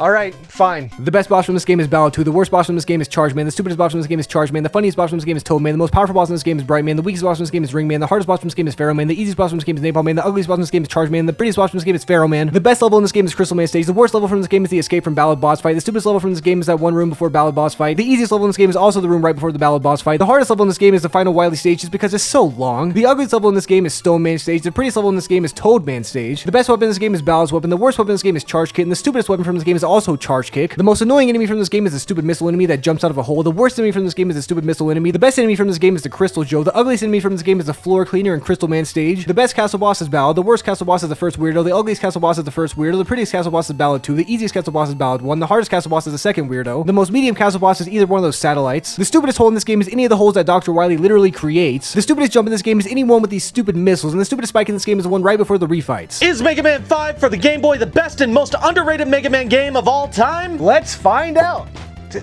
Stop! After the success of Rockman World 4, the company that Capcom has been outsourcing these Game Boy games to got confident. They took lots of creative liberties with Rockman World 4, and when it gets time to develop Rockman World 5, they decided to just make it their own game this time. That's right, instead of using bosses from Mega Man 5 and Mega Man 6, they just made their own. In this game, we get these star droids, who are each based off of a planet, as well as Pluto, who's a cat boy. And here I thought he was a dog. They even went as far as to make Mega Man have a new companion, being Tango the Cat. And I love Tango the Cat, but I never used him in this game, I'm not gonna lie. This time, Mega Man also has a new buster that shoots out his hand. Alright, to explain this, we'll actually have to take a quick look at the story for once. Basically, Mega Man and Roll were walking around when this freak pulls up and starts pressing Mega Man. Obviously, Mega Man keeps a strap on him, so he started blasting. But it didn't do anything, and he got faded by this weirdo. His name is Terra, by the way, this will come up later. Dr. Light ended up hearing about this and didn't want Mega Man to get disrespected anymore, so he upgraded his gun by making it a fist. Now, I don't know how that's an upgrade to a gun, but it definitely worked, and this gives us the opportunity to properly throw hands and get revenge later in this game. But the look isn't the only thing changed about Mega Man's gun arm. Gameplay wise is a lot different too, and I honestly don't know if I prefer it or not. On one hand, it just straight up looks cool, but it also doesn't go fully across the screen, the hitbox seems smaller, and shooting out the in-between charge shot is more punishing. But on the plus side, if you miss an enemy, the hand comes back to you and damages anything in the way. You're able to upgrade the hand in Dr. Light's shop using P, and once you get it upgraded, it's actually pretty good. For example, you can upgrade it to grab items for you, which is nice. You could also upgrade it to squish your enemies, which is funny. This overall was just a really cool idea, and regardless of whether or not it's better than the original Buster, I like this edition a lot and just had a fun time with it overall. But it does look weird seeing Mega Man all handless sometimes. I mean, that's creepy, right? You agree? Oh yeah, Dr. Light has his shop again and he wants more P, so that's cool. He even sends you to get 4 secret crystals in this game that unlocks a device that halves all weapon energy uses, which is extremely overpowered, especially in this game, but we'll talk about the weapons later. I'm getting ahead of myself. As far as gameplay goes, the physics are great. They feel just as good, if not better, than Rockman World 4. And the charge shot no longer knocks you back either, so we officially have the smoothest playing Mega Man Game Boy game of all time. And it's also the most original. Not only do we have this new Buster along with the Star Droids, but also every single stage in this game is unique and has original enemies and level design. The main complaint with the other Mega Man Game Boy games was that they felt like ports. And I even enjoyed playing those Game Boy games and their small differences from the NES games, so this game is going to be crazy already. I will say I was not able to find much information about the development of this game and why they decided to go fully original this time around, but I wonder if it was decided later in development, because if we follow the original trend, we should have seen Gravity Man, Starman, and Wave Man in this game, and well, we do have a Gravity Man stage, a Wave Man stage, and even a low gravity space stage that could have easily been Starman stage. And before you ask, no, despite being in outer space, the other stages do not have these low gravity effects. It just makes me wonder if they were developing these stages and just went, you know what? Nah, this is our game, let's go ham. And frankly, I'm glad they did. But let's finally jump into the game. We are greeted with Neptune, Venus, Mars, and Mercury, who have stages based on the Roman gods, since the planets are named after the Roman gods for some reason. But I started with Venus, who's supposed to be the goddess of beauty, so I didn't know that was the case until later, because this stage certainly doesn't seem all that beautiful to me, and neither does Venus, quite frankly. But we're greeted with new enemies immediately, with bubbles that drop from the ceiling, followed by some pink bugs. And as you'll see, pretty much every single enemy in this game is new and original, so Game Boy and Mega Man fans are eating good. We're also quickly introduced to some brand new mechanics. First, we have these waterfalls that knock you down and make it hard to jump over holes. Then we have these crabs that shoot bubbles at you, and you can even get trapped inside of the bubbles and get pushed away. Then we have flying pigs. You know what? No wonder this Game Boy game's actually pretty good. Anyway, after dealing with an owl that pushes and pulls you however it pleases, we have a bouncy house section. I know there was technically one in Nightman stage in Mega Man 6 for the NES, but since this one is bubbles and has its own unique thing, I'm just gonna say this is original and that this stage as a whole is amazing. The Venus boss fight was even fun. Despite looking like Toadman, they're only similar in difficulty. Venus shoots bomb bubbles at you like Burstman from Mega Man 7, but also just kind of spams them all over the place and lets them sit around if you're not careful, kind of like Infinity Maginian from Mega Man X6. But overall, it was a great fight. I didn't really talk about the boss fights much in the other Game Boy games since they were mostly the same to the NES ones, but I love to see original boss fights. It almost feels like I'm playing a brand new Mega Man game. And the weapon you get from Venus is just a way better version of Burstman's weapon from Mega Man 7, so we're starting off strong in the weapons department. And you unlock Rush from Venus as well, so that's cool, I guess. Next up, I took on Neptune, who, for all my cultured viewers out there, is Poseidon. In this stage, we start out on top of some kind of train or whatever, and then we jump inside and are met with what could easily pass as Waveman stage. See, what did I tell you guys? Joking aside, even though there are elements from Waveman stage here, this still feels incredibly unique due to all the rooms being completely different as well as the enemies being original. Plus, unlike in Waveman stage, you actually burst open these steam valves yourself, which is awesome. And riding these water slide things is super fun. This underwater spike section was also super fun to me, but maybe I'm crazy. It didn't feel unfair to me at least, but that could just be due to the fact that I just beat Rockman World 4 right before this, so take all that with a grain of salt. But fighting Neptune is even easier. First of all, his design is great, but the actual fight is just him jumping up and down like a maniac as drops of water fall from the ceiling. And they're pretty easy to dodge, so I went ahead and got the achievement for beating any boss without getting hit with Neptune. But again, I'll talk about the achievement soon, I just need to get out of captivity first. The weapon he gives you is also super sick. It doesn't look all that crazy, but it's like a better version of Aquaman's weapon from Mega Man 8, and I already like that weapon. But after that, I took on Mars, also known as Ares, and once again had a great time. This stage really takes on the whole God of War aspect. I mean, we have missile enemies almost immediately, platform rockets that try to propel you into spikes, a literal war machine mini-boss that was super fun to battle, and dinosaurs. Alright, I don't know how the dinosaurs fit into the mix to be honest, but they're certainly here in this Hey, wait a minute, they shoot missiles, so there you go. This stage doesn't seem to have a ton of gimmicks, but once again, it's just an original fun Mega Man stage, which for me feels brand new since I've never played this game. Also, Mars himself in the boss fight is definitely based off of War. I mean, we already knew that, but look at him. He has a giant gun on his head, he shoots missiles at you, bullets, lays bombs, and the weapon he gives you is just straight up a missile and is once again a great weapon. We're 3 for 3 on the weapons department, meaning Mega Man V is already outdoing Mega Man 5 on the NES. Lastly, I took on Mercury, but I don't really know how he's related to Hermes, to be honest. I mean, this stage has conveyor belts, maybe that's somehow related to being the messenger god, but that feels like a stretch. This stage was also a great time though. Just more original ideas with these new enemies and level design. I mean, I know the conveyor belts have been done before several times at this point, but the way they do it here still feels original. Also, there's a crusher section. Alright, Mercury might have the most watched stage out of all of them, but that's saying a lot because this level would blow any other Game Boy game levels out of the water as far as originality goes. His boss fight was pretty decent too. I love the design and I like that he melts for some reason. I guess like Mercury the metal, maybe that's why he's called Mercury. Hey, wait, he just stole from me. Hermes is also the god of thieves. This all makes sense now. That's a pretty overpowered ability too, since I'm pretty sure he's even able to steal energy tanks from you, but luckily you get that when you beat him. Yeah, you literally get that weapon when you beat him. You can steal stuff from other enemies. This is insanity. These weapons are cracked. The developers really decided to go all out with this game and it shows. But now it's finally time to get our revenge on Terra. Alright, never mind, Terra said no. We have to fight this new yellow devil now, I guess. His name is Moon, by the way, to keep up with the whole space theme we have going on. But once he's defeated, Dr. Light says there are 4 more star droids. No way! And this time they're in space? Man, these Game Boy games love going to space. Anyway, now Now we're greeted with Jupiter, Pluto, Saturn, and Uranus. That's right, it's pronounced Uranus. Come on, guys, what are you, like 5? Anyway, I decided to start with Pluto because he's a cat's boy. And I already showed myself drinking anime girl pee in the Rockman World 4 video, so I have nothing to lose now. Pluto is Hades, by the way, so he's the god of death and the underworld and stuff, but instead of anything like that, we just get a construction site stage. I don't know how that could possibly relate, maybe because of construction accidents, but that seems morbid. I don't know, I'm sure somebody in the comment section will let me know. This stage was once again a great time though. More fun enemies, more original level design mechanics like with these falling beam things, and we even get a drill mini boss, which was a pretty good time, and the boss fight was amazing. This was the most fun boss fight so far. Pluto shoots anime lasers at you and jumps around and dashes all over the place. He even jumps up on the ceiling like a regular cat. Get down from there, Pluto! And the weapon we get is a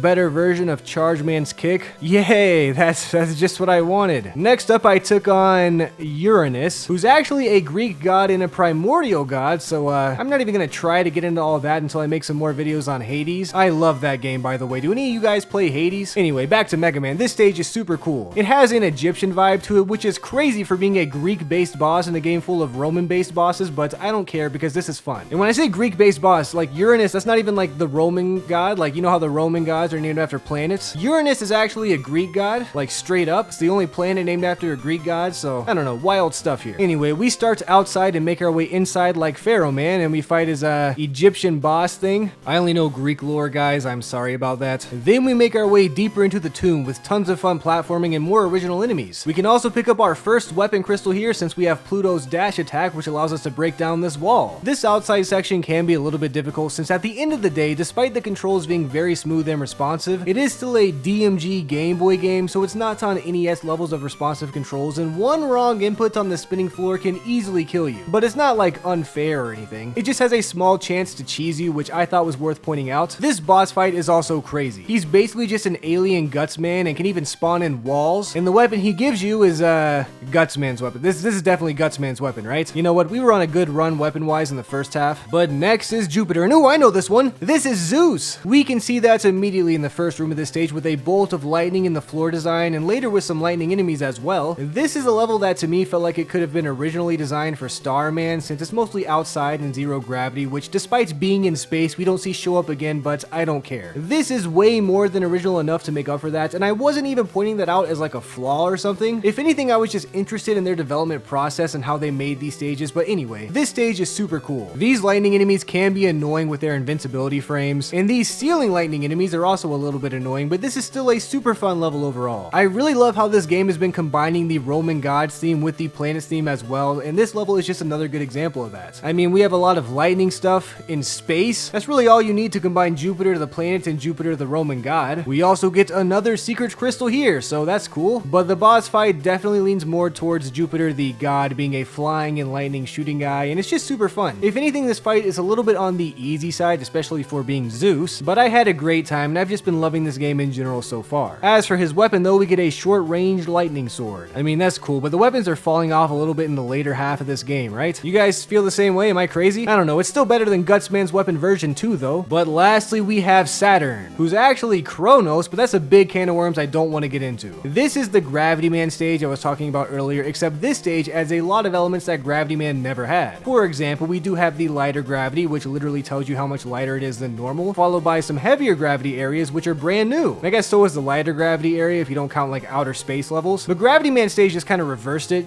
I don't know, you get what I'm saying. But again, even if this stage was originally meant to be for Gravity Man, I don't think that takes away from this at all. It's still super fun, original, and a great addition to this game. Plus, these weird enemies hack you or something when you get hit by them, which is weird, but a cool feature. Oh, and we get a third secret crystal in the stage, so that's pretty neat. Saturn as a boss has a great design though, and his fight is clearly based more around the planet since he basically just plays with his ring the whole time, but it was still fun. But for some reason, he gives you a black hole weapon. I don't know how Saturn got that, but whatever, I'll take it. Also, he gives you Rush Jet. Again, I don't know how Saturn got that, but now that the last 4 star droids have been defeated, we actually have to backtrack to Pluto stage to get the last secret crystal. It is cool that you're able to revisit any stage you want, including the first 4 star droids, but you are required to backtrack at least once if you want all the crystals. I'm sure some people think this is stupid, but I actually think this is pretty cool since the crystals are secret and optional, so having these backtracking sections where you just have to use your weapons to access secret areas, to me, is pretty cool. And I don't even use weapons in Mega Man that much. I normally just stick with the plain old dude, which is crazy crazy because this game specifically seems to have some of the most overpowered weapons of all time, and now their energy only takes half? Maybe I should start using weapons more often. But now that that's done, we also have to game over grind now and get this stupid upgraded buster. This is a separate upgrade from what you get in the Dr. Light shop, and you actually get 2 this time. One for game overing 4 times in a row, I think, and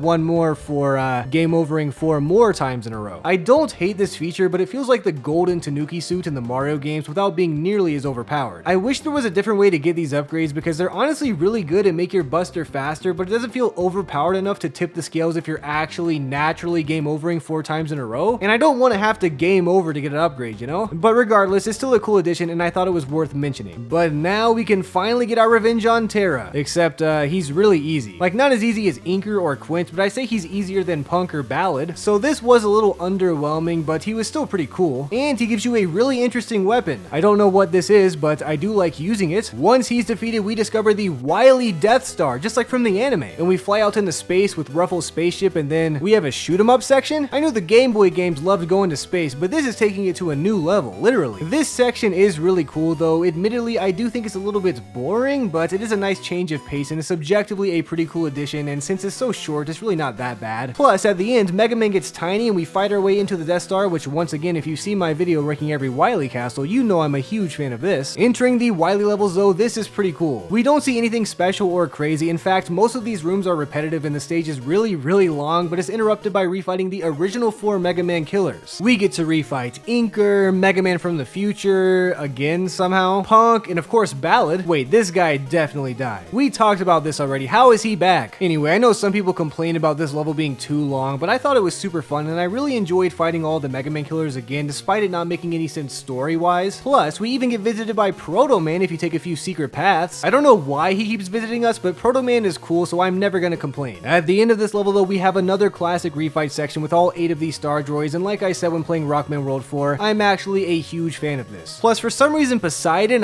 Neptune, is weak to a weapon you get from beating Terra, so you literally could not have used his proper weakness the first time you fought him. Not that you needed it though, he's really easy. Anyway, I love refights and I won't let anyone take that away from me. After the refights, we get a bunch of goodies, Proto Man tells us good luck, and then it's time to face Dr. Wily. Before I get into this fight, I just want to say real quick that I game overed on my first attempt since I had 0 lives, and I decided to go to Dr. Light's shop to stock up on everything, you know? But then when I went back to the Wily castle, it started me at the beginning of the Wily castle. Maybe that's on me, I don't know. But frankly, I think I should be able to stock up in Dr. Light's lab before the Wily fight, but I don't know, maybe I'm stupid. I just wasn't expecting that, okay? But it turns out I didn't even need to because this fight is actually very easy. It starts off with 2 giant fists that are pretty easy to take out with your plain old dude, but you cannot fight them at the same time. You have to take out the left one first and then the right one. Then spikes appear on the ceiling and this weird machine is Wily Phase 2, I think. I don't know what this is, but none of your weapons do any damage. You instead have to shoot these bombs back at it and make it damage itself. This is where I got the game over, for the record. It wasn't even because it was difficult or anything, I just didn't know how to damage it yet at the time, and by the time I did figure it out, it was too late. Anyway, that fight is cool though and actually has a good bit of variety, but once you destroy that, we get to Wily Phase 3. But this one is way too easy. I don't even understand the point of this fight, to be honest. But after defeating Phase 3, Dr. Wily shows us he has an ultimate plan. He shows you an ultimate robot that he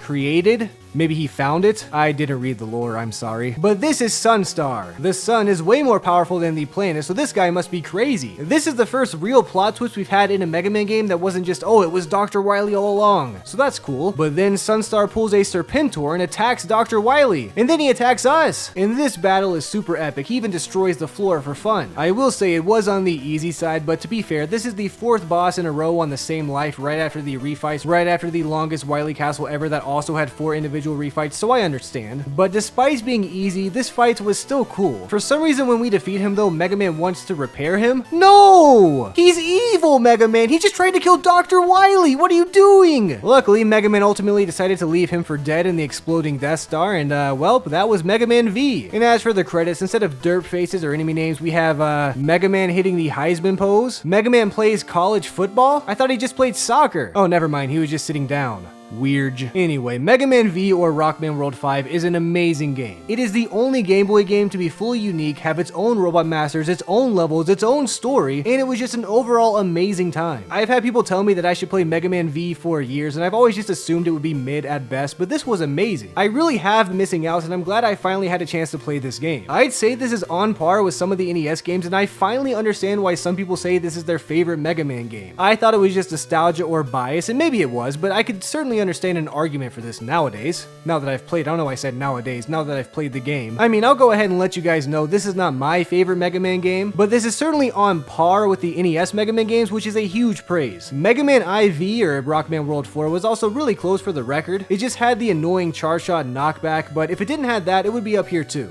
But Mega Man V is definitely the best Mega Man Game Boy game out of all of them, and I would give it a 10 out of 10. That is on a platforming game scale though. The Mega Man scale is different since Mega Man is one of, if not the best platforming series of all time, but I honestly don't even know where this ranks on the Mega Man scale, though if this were a mainline entry, I definitely would not call it the worst one, which is crazy. Anyway, one day I will do a video ranking all the classic Mega Man games, including the Game Boy games, and maybe even the weird ones like Mega Man Soccer, but only if you guys want to see that. So comment down below if you do. But now I gotta do the thing, since that's what you all want, right?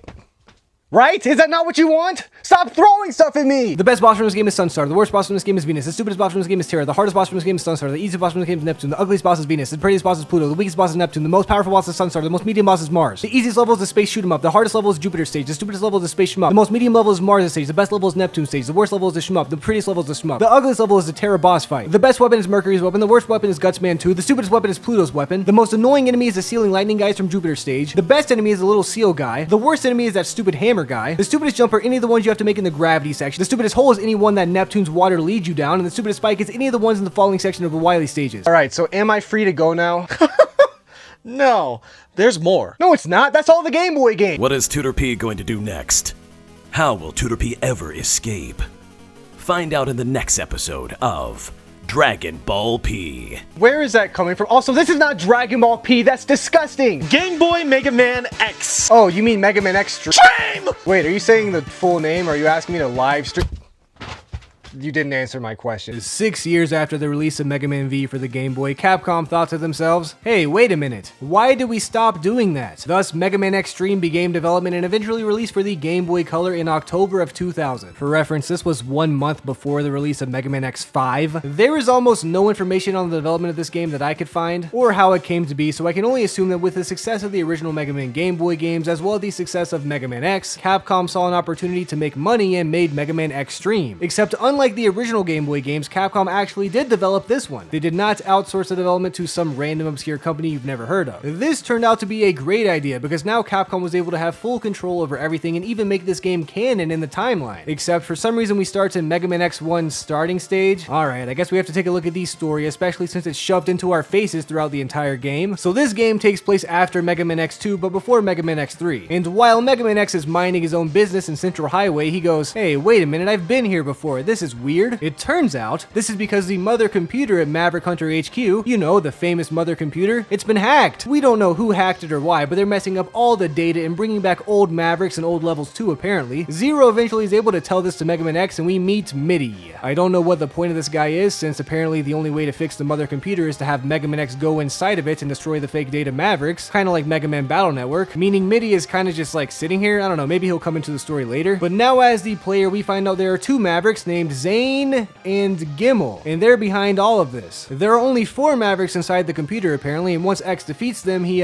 somehow finds Zane and kills him, but inside the computer, I think. But Zane also dies in real life, so I don't really know what's going on anymore. But this makes Gimmel so mad. Then Mega Man X continues inside the infected computer and finds Sigma and kills him too, but inside the computer for sure this time. But now Gimmel is super duper mad. In fact, he's so mad that he runs away. Alright, I guess we'll never see him again. But there's also this new guy named Techno that X finds. Again, I don't know if this is inside the computer or outside, but I'm pretty sure this is on the outside. So Techno dies just for no reason. You don't fight him, he just dies. Then Mitty shows up out of nowhere, tells us this new bad guy named Techno is actually Mitty's brother, and they're linked somehow with their CPU. So now Mitty dies, and everyone is crying because we love these characters so much. Classics, Mitty and Techno, oh my gosh, how could they kill off Mitty and Techno? So obviously Mega Man X goes and kills Sigma. Is this inside the computer or not? I don't know. I need like an on-screen screen notification to keep up with this, like Spike hits 3 glasses on, glasses off kind of thing. But the story makes even less sense and gets worse from here, but we'll have to get back to this because in my confusion going over the story, I forgot to talk about the actual game. Well, this is certainly Mega Man X on the Game Boy Color, except it's really jank. First of all, let's just talk about the controls. Capcom got the momentum right. When you dash and jump around, it actually feels very smooth. There is not anything jank about that. What is jank, however, are the controls. There are only 2 face buttons on the Game Boy Color, which of course are jump and shoot, but Mega Man X has a dash button, which makes things a little bit awkward here. Capcom's solution was to have the classic Mega Man style dash where you hold down and jump, which works for the most part, but it doesn't work for dash jumps. It is literally impossible to dash jump if you do it that way because you have to hold down, and if you let go of that and press jump, it resets your momentum. Now, I didn't know this until I was like most of the way through the game, but apparently you can also double tap a direction to dash, which does allow you to dash jump, but this way is more awkward if you're fighting a Maverick or something, so you have to switch between these 2 types of dashes if you want to feel comfortable, and this certainly works, but it's very weird. In case that doesn't work for you though, Capcom gives you the option to make the start button dash. That's right, the start button. Not even select, because select is obviously pause in this game, which is unchangeable. Obviously you can't change that button, but you can make the start button either do nothing, which is default by the way, the start button does nothing default, or you can make it dash. But whatever, that's certainly stupid, but it's not as bad as you'd think. The real jank comes in with everything else. First of all, there are these giant pillars in every level that flashbang you every time you pass them, and apparently this is an autosave. But why? Why is it like this? Just give us checkpoints and let us save manually at the end of each level. I don't want to be flashbanged 80 times per level. This game also can't handle cutscenes like in the intro stage with these bees crashing into the ground, so you just teleport to a section where they already fell. This isn't actually that bad overall, but I just wanted to point it out since once again it's very jank. There's way more jank in this game though. Your bullets are way too tiny, the hitboxes are horrible, wall jumping is awful since if you even touch the opposite direction it will not work. The dash boot upgrade is the worst upgrade of all time because okay, you already have the dash boots, but there's still a dash boot upgrade in Chill Penguin stage, but all it does is make your wall jumps go out further as if you're wall jump dashing, but that's stupid. That makes it harder to wall jump. Anyway, back to jank. Knockback sometimes turns you around, your inputs get eaten a lot, and there are a lot more things I'll mention as the video continues, but you know what? Despite all of this, this game is not that bad. Well, at least it gets more fun the more you play it, but let's get started talking about the actual game. I've been yapping for long enough. Of course, we start off in Central Highway, which is trivialized by the dash boost, but this time we actually have to beat Vile at the end. That's a little bit unexpected, but he's not too bad. Afterwards, we have 4 Mavericks: Chill Penguin, Storm Eagle, Spark Mandrill, and Flame Stag. I like Flame Stag, don't get me wrong, but I don't understand why he's the only one from Mega Man X2, but whatever, maybe we'll get an explanation later. I started with Chill Penguin stage, and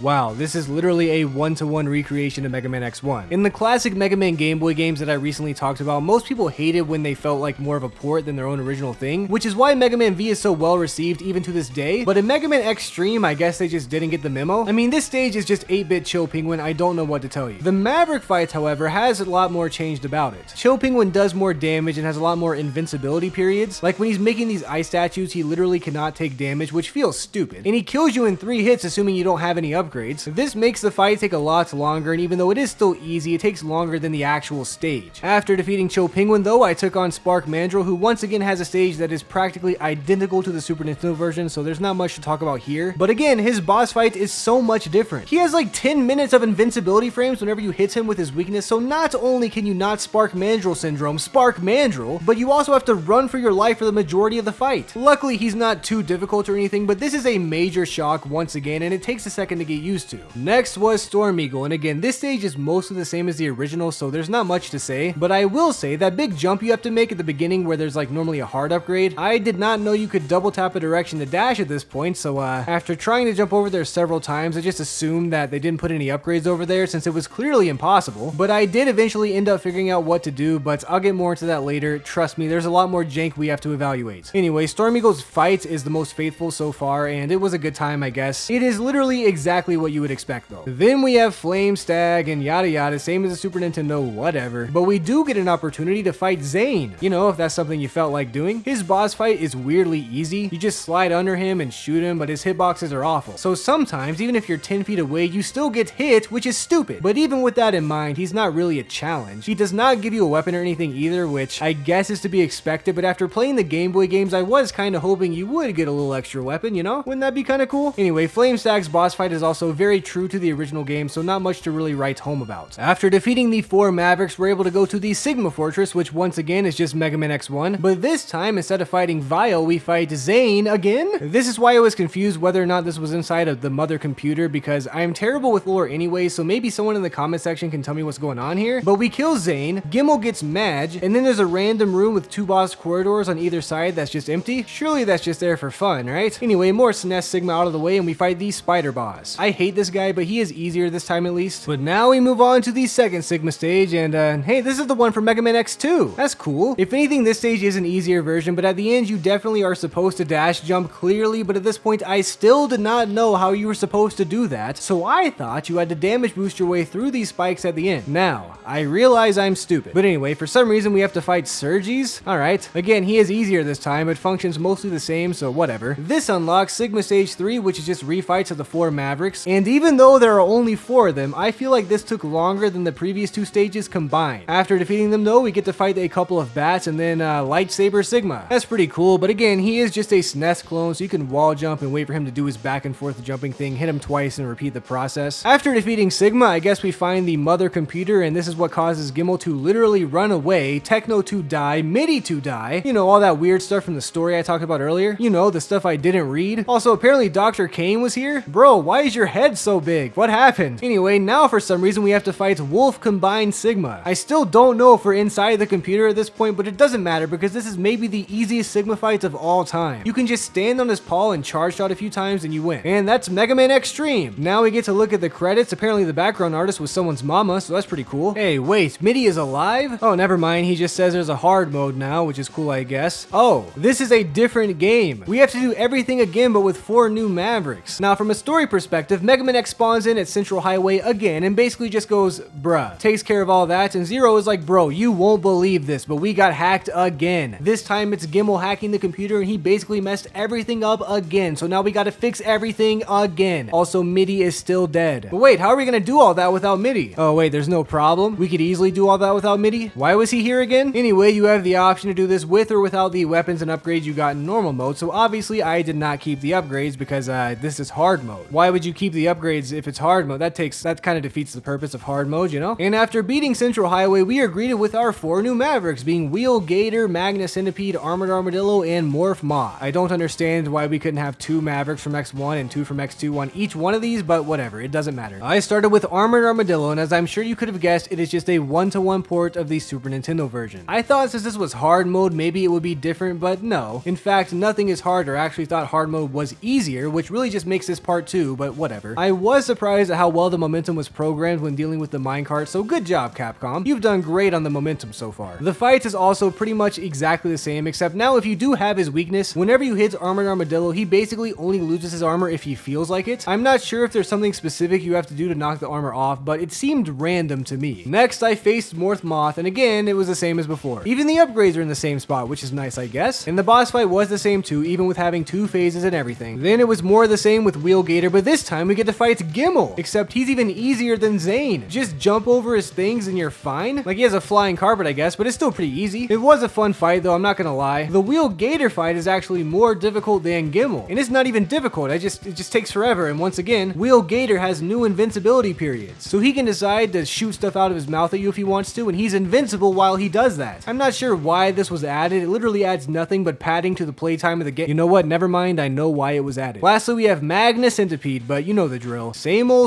even down to the weird square thing scanning you and making the upcoming mini boss more difficult. His boss fight is also just an easier version than before. So now we move on to the Sigma stages, and this is the same. This is literally the same thing. Well, I guess this time there's no Zane to fight since he's dead now, but we do get to fight Gimmel, and while his fight was easy, it is nice knowing that this random room was here for a reason at least. Other than that, these Sigma stages are literally exactly the same. Well, I guess the refights now have these 4 Mavericks, but you get the idea. We kill Gimmel, we find Sigma and beat the game, watch the credits. Wait a minute, Xtreme mode? What is this? Well, story-wise, we'll never know because the game literally tells you it's skipping the story cutscenes in this mode, and you know what? Good. I don't think anything could explain this. And frankly, even if it could, I don't want it to. But wouldn't you believe it? It's the same game again, but this time both parts are combined and we have 8 Mavericks to choose from at the start of the game. In the Sigma stages, we fight both Zane and Gimmel. Gimmel, and we have all 8 Mavericks in the refights. Or, you know, in other words, we have a complete game and how it should have been in the first place. Except, you have to beat the game twice to unlock it, meaning to actually beat Mega Man Xtreme, you have to beat it 3 times. What in the ghosts and goblins is going on here? Complaining aside, I will say Xtreme mode is a great time, and it was here that I finally realized you could double tap a direction to dash, so that's cool I guess. I only had to beat the game twice to figure that out. Also, not having to deal with the annoying story cutscenes is great, since there was no skip button in the first 2 times you beat the game, and there's quite a lot of mashing to get through, so it really was just a nice quality of life fix. On top of that, you're finally able to get all of the upgrades, and apparently there are some extra hidden capsules that give you abilities for 0. I never got to use these abilities in the game because after finding these upgrades I kind of forgot about them, but they did seem cool at least. Once you get all the upgrades though, you're able to actually unlock both the Hadouken and the Shoryuken, which is a Super Smash Bros. Reference. Except this time they are nerfed. They don't one-hit kill anything, so it's actually kinda lame, but to compensate, you just charge your Buster and you hold up or down on the D-pad and it takes care of everything, which I guess is better than trying to do button combinations and quarter circles on a Game Boy Color. You also do not have to be at full health to use them, which is nice I guess. But anyway, once you beat the game for a 3rd time in Extreme mode, that's basically it. Sigma in the credit says he'll be back and you're just done. But you know what? In spite of all the jank stuff in this game and the stupid story developments and the fact that we have to beat the game 3 times just to beat it 1 time, I actually did have a great time with this game. I mean, I'll be honest, at first I thought this game was horrible. Like my first 10 to 15 minutes playing this game, I literally thought I was going to title the video Mega Man Xtreme Sucks, but it started to grow on me the more I played. I still think the dash boots thing is annoying and there are certainly a lot of stupid decisions with this game, but regardless, it was a fun time. I do wish you could just start with Extreme mode as an option, but I understand trying to pad out the playtime for this game on a Game Boy Color, so I can't be too upset. Though they could have added a cheat code or something in Nintendo Power, you know, to actually start with Extreme mode. Maybe there is one, I didn't look it up, I'm not gonna lie. But if there isn't, there should be. But if we judge this game based off Extreme mode, it is a very great game. It's a fun port slash remix of Mega Man X1 and X2, but on a Game Boy Color. And at the time, I would have loved this game. At the same time, I definitely understand why this game is not held in nearly as high of a light as some of the classic Game Boy games after playing it, despite the physics arguably being better than more than half of those. So I know this game is weird, and I don't know if I can recommend playing it unless you just love Mega Man X and are curious about it, but I would give this game like a 7 out of 10, which for the time, if you adjust for inflation, is pretty high, probably like a 9. But I don't plan on playing this game again, but if I ever do find myself playing this game again, I don't know how to end that sentence. I thought I was gonna come up with something clever there for the end of the video, but here we are. Hey, I know I have to do the thing I was just about to. I was just gonna say you can use the bathroom if you really need to. You've been on your best behavior recently, so, you know, I want to reward that. Oh, really? Thank you. I've really had to go to the bathroom. Really bad. Psych! How could you?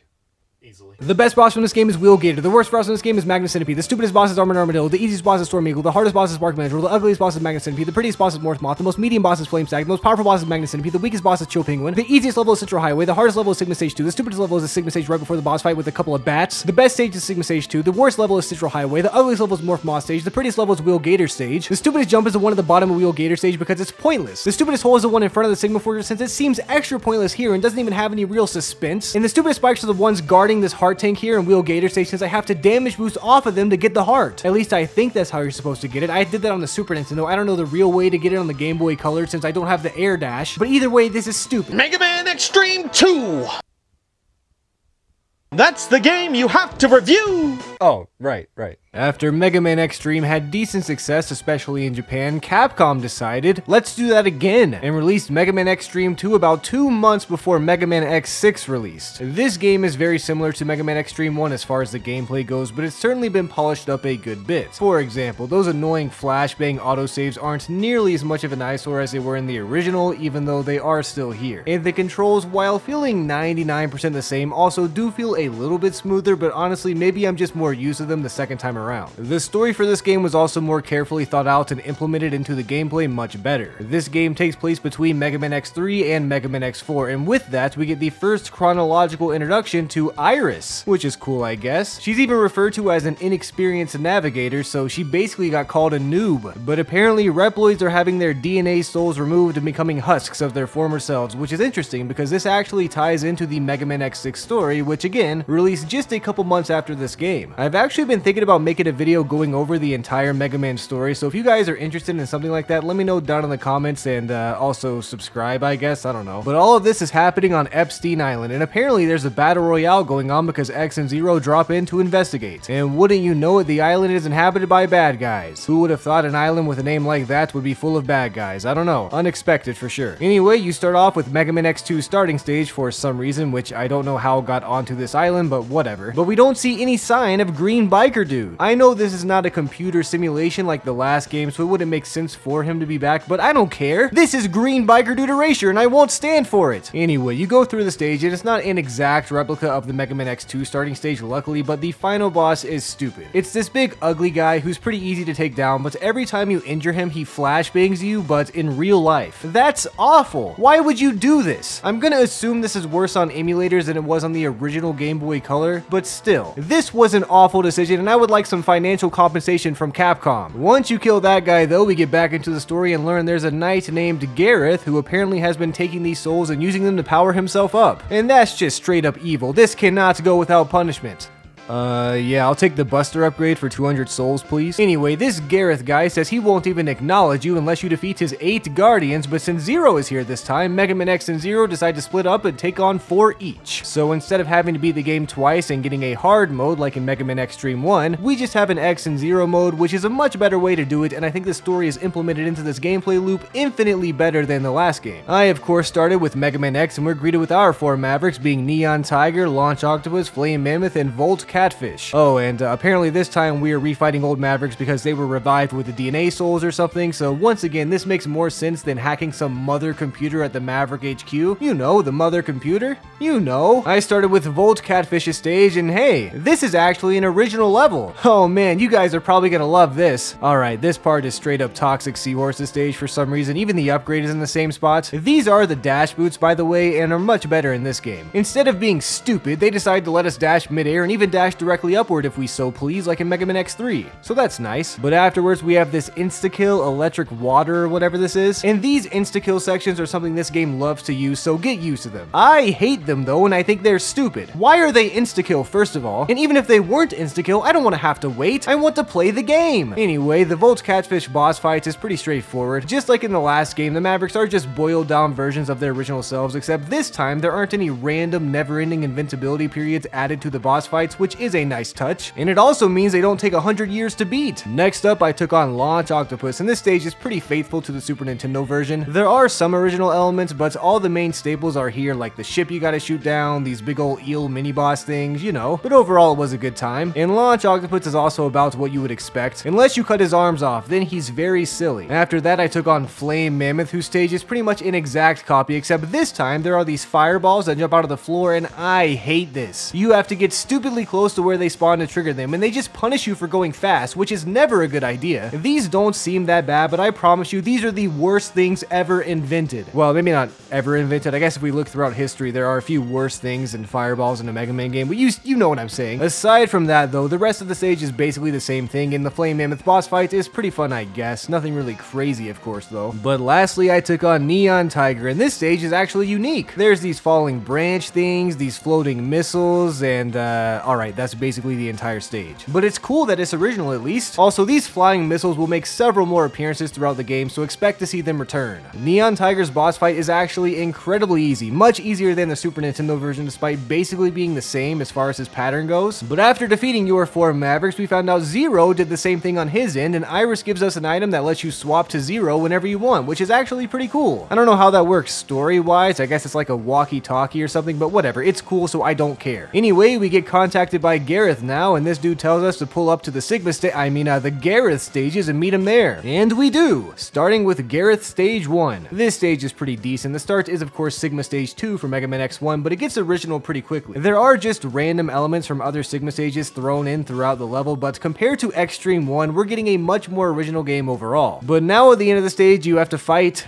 Sigma's dog? What are you doing here? Anyway, he's pretty easy as long as you know what you're doing, and now we have to move on to Gareth Stage 2. But this stage kinda sucks. It starts out with Mega Man X2's first Hunter stage, but it quickly gets annoying. We're spammed with these floating missiles as well as insta-kill electricity, which I'm just gonna count as spikes. I know they aren't literally spikes, but they work in the same way, so they're spikes, okay? We can call them electricity spikes since they spike your electricity and kill you instantly if you want to be technical about it, but they are spikes. And some of these sections are just annoying. Like in this area where you have to dash back and forth, if you don't know about the insta-kill stuff, you're just gonna die. And I know I usually say that's a good troll by Mega Man in the classic series at least, but this doesn't feel like a troll, it feels more annoying. Maybe it's because it's not a spike drop and it feels more like a camera problem, but either way, I hate this. This is of course followed up by a stupid vertical section with more missile things and spikes. This is not hard in theory, but with how easy it is to accidentally dash midair, this is stupid. If you try to wall jump, for example, but miss a wall, you dash midair and directly into the insta-kill walls. So that's stupid. But if you think that's stupid, which it is, we now have another long waiting section where fire shows up out of nowhere and you just wait. Super fun, Capcom, this is great. At least the fire is not insta-kill this time, but I just hate this concept overall. But if you think that's stupid, which it is, wait until you get to this horrible boss. This two-faced idiot is stupid. The first time I fought him, it took way more tries than I'm willing to admit. If you get the right upgrades, you can cheese it, but at this point in the game, I honestly didn't even know how the upgrades worked, so I just suffered for like 15 minutes contemplating if I should just title this video Mega Man Xtreme 2 is horrible and call it a day. But that would be a skill issue, and I am Tooterp, so I did not do that. Plus, I'm sure my subscribers beat this guy first try since they're amazing Mega Man players. And don't even get me started on my channel members, they beat this guy blindfolded without any prior experience in this game. And my goodness, you don't even want to know about my Patreon supporters. You should have seen what they did to this boss fight. I can't even put it into words. Anyway, once this guy is finally dead, we get to the third Gareth stage and actually meet up. Except there's a Yu-Gi-Oh character here. I don't know who this is, but apparently Mega Man X and Zero have to split up again. I'm sorry, again! Zero is gonna take on Gareth, and we're gonna take on this Yu-Gi-Oh character. This stage has the same background as the Sigma Fortress from Mega Man X4, which is cool, and you know what? I'm gonna say it. This is a better Sigma Castle than Mega Man X4, but you can hear a more in-depth explanation in my video ranking every Sigma Castle. That's not to say this level is not stupid though, because it certainly is. I mean, we have a wall that's unwall jumpable for absolutely no reason. More insta-kill waves of electric water, which is just great. And now we have one chance to make a difficult jump onto this flying missile over spikes, and if you miss the jump, and you miss the spikes of course, you get hit with more insta-kill electric water, so GG. Anyway, after getting past all of that, we have to fight this Yu-Gi-Oh nerd. And you know what? This fight is pretty cool, I'm not gonna lie. She shoots out A buttons and B buttons, and if you get hit by them, you cannot use that button anymore, so good luck. Luckily, they are easy enough to dodge, so she's not too difficult of a boss to beat, but I love the concept in this boss fight, especially for an original Game Boy Color boss. Anyway, after defeating her, apparently Zero wins on his end and we beat the game. We also get to see that someone's mama once again helped out in this game while looking through the credits, and we've officially beaten Mega Man X mode. Meaning we do of course have to beat the game in Zero mode, which while stupid is at least better implemented than the original part 2 in Mega Man Xtreme 1. Again, story-wise, this also makes a lot of sense because X and Zero did split up twice, so we're just going over what Zero did on his end canonically. But why is there no skip cutscene button? I mean, we can hold down the A button to speed up the text, but we literally just saw this exact same story play out, and even if we didn't, there should always be a skip cutscene button. I don't care about this story. Anyway, we instantly learn that Zero's sword is stupidly short range. I mean, borderline unplayable. This would have been more appropriate use of hard mode, but whatever. Despite it being short range, I still do enjoy the fact that we're able to play as Zero, even if it is more of a hindrance than being able to play as Mega Man X again in some sort of part 2. Also, Zero's weapon energy is weird. Zero has one weapon energy bar between all of his weapons, and I usually only use them by misinputting, so cool idea, but I feel like this could have been executed a lot better. But anyway, the intro stage is mostly the same. We take down the bad guy and we're greeted with 4 different Mavericks, being Blast Hornet, Tunnel Rhino, Wire Sponge, and Overdrive Ostrich, meaning we have Mavericks from all 3 Super Nintendo games, which I think is super cool. I decided to start with Wire Sponge since I usually do in Mega Man X2 normally, plus there is a free heart tank on the left, which is always useful. And this stage is exactly the same as the Super Nintendo version for the most part, so nothing really to see here. There are upgrades for Zero though, which is cool. I didn't get most of these upgrades, but I'm glad they exist. The Wire Sponge boss fight is also pretty much the same, but as Zero, it is surprisingly difficult. Not unfair or anything, but with your short range and Wire Sponge's ability to spam you with stuff that just does a ton of damage, it's definitely not an easy fight, at least not as easy on the Super Nintendo. But after defeating Wire Sponge, I took on Tunnel Rhino, whose stage is mostly the same. I mean, it's not the same as far as rooms go, it's actually pretty original, but it feels similar similar since both this stage and the Super Nintendo version are kind of just basic rock-based stages. I mean, some of these enemies are literally rocks, and that's stupid. The Tunnel Rhino boss fight is incredibly easy even as Zero. Just jump over him and hit him and jump over him again, and you get the idea. But next I took on Blast Hornet, who does have a unique stage. We get to jump on these bee enemies, so that's cool. This is basically the entire stage though. This might be the easiest and shortest stage in the game. I guess there is a little mini boss fight towards the end, but after that the stage just ends. And Blast Hornet is also much easier than the Super Nintendo version. This seems to be a running theme with these Mavericks, unlike an Xtreme 1, and honestly I don't mind. I'd rather them be too easy than to be artificially made to take longer with random invincibility periods like an Xtreme 1, because they were still easy in that game, they just took forever, which was stupid. But lastly I went to Overdrive Ostrich's stage, and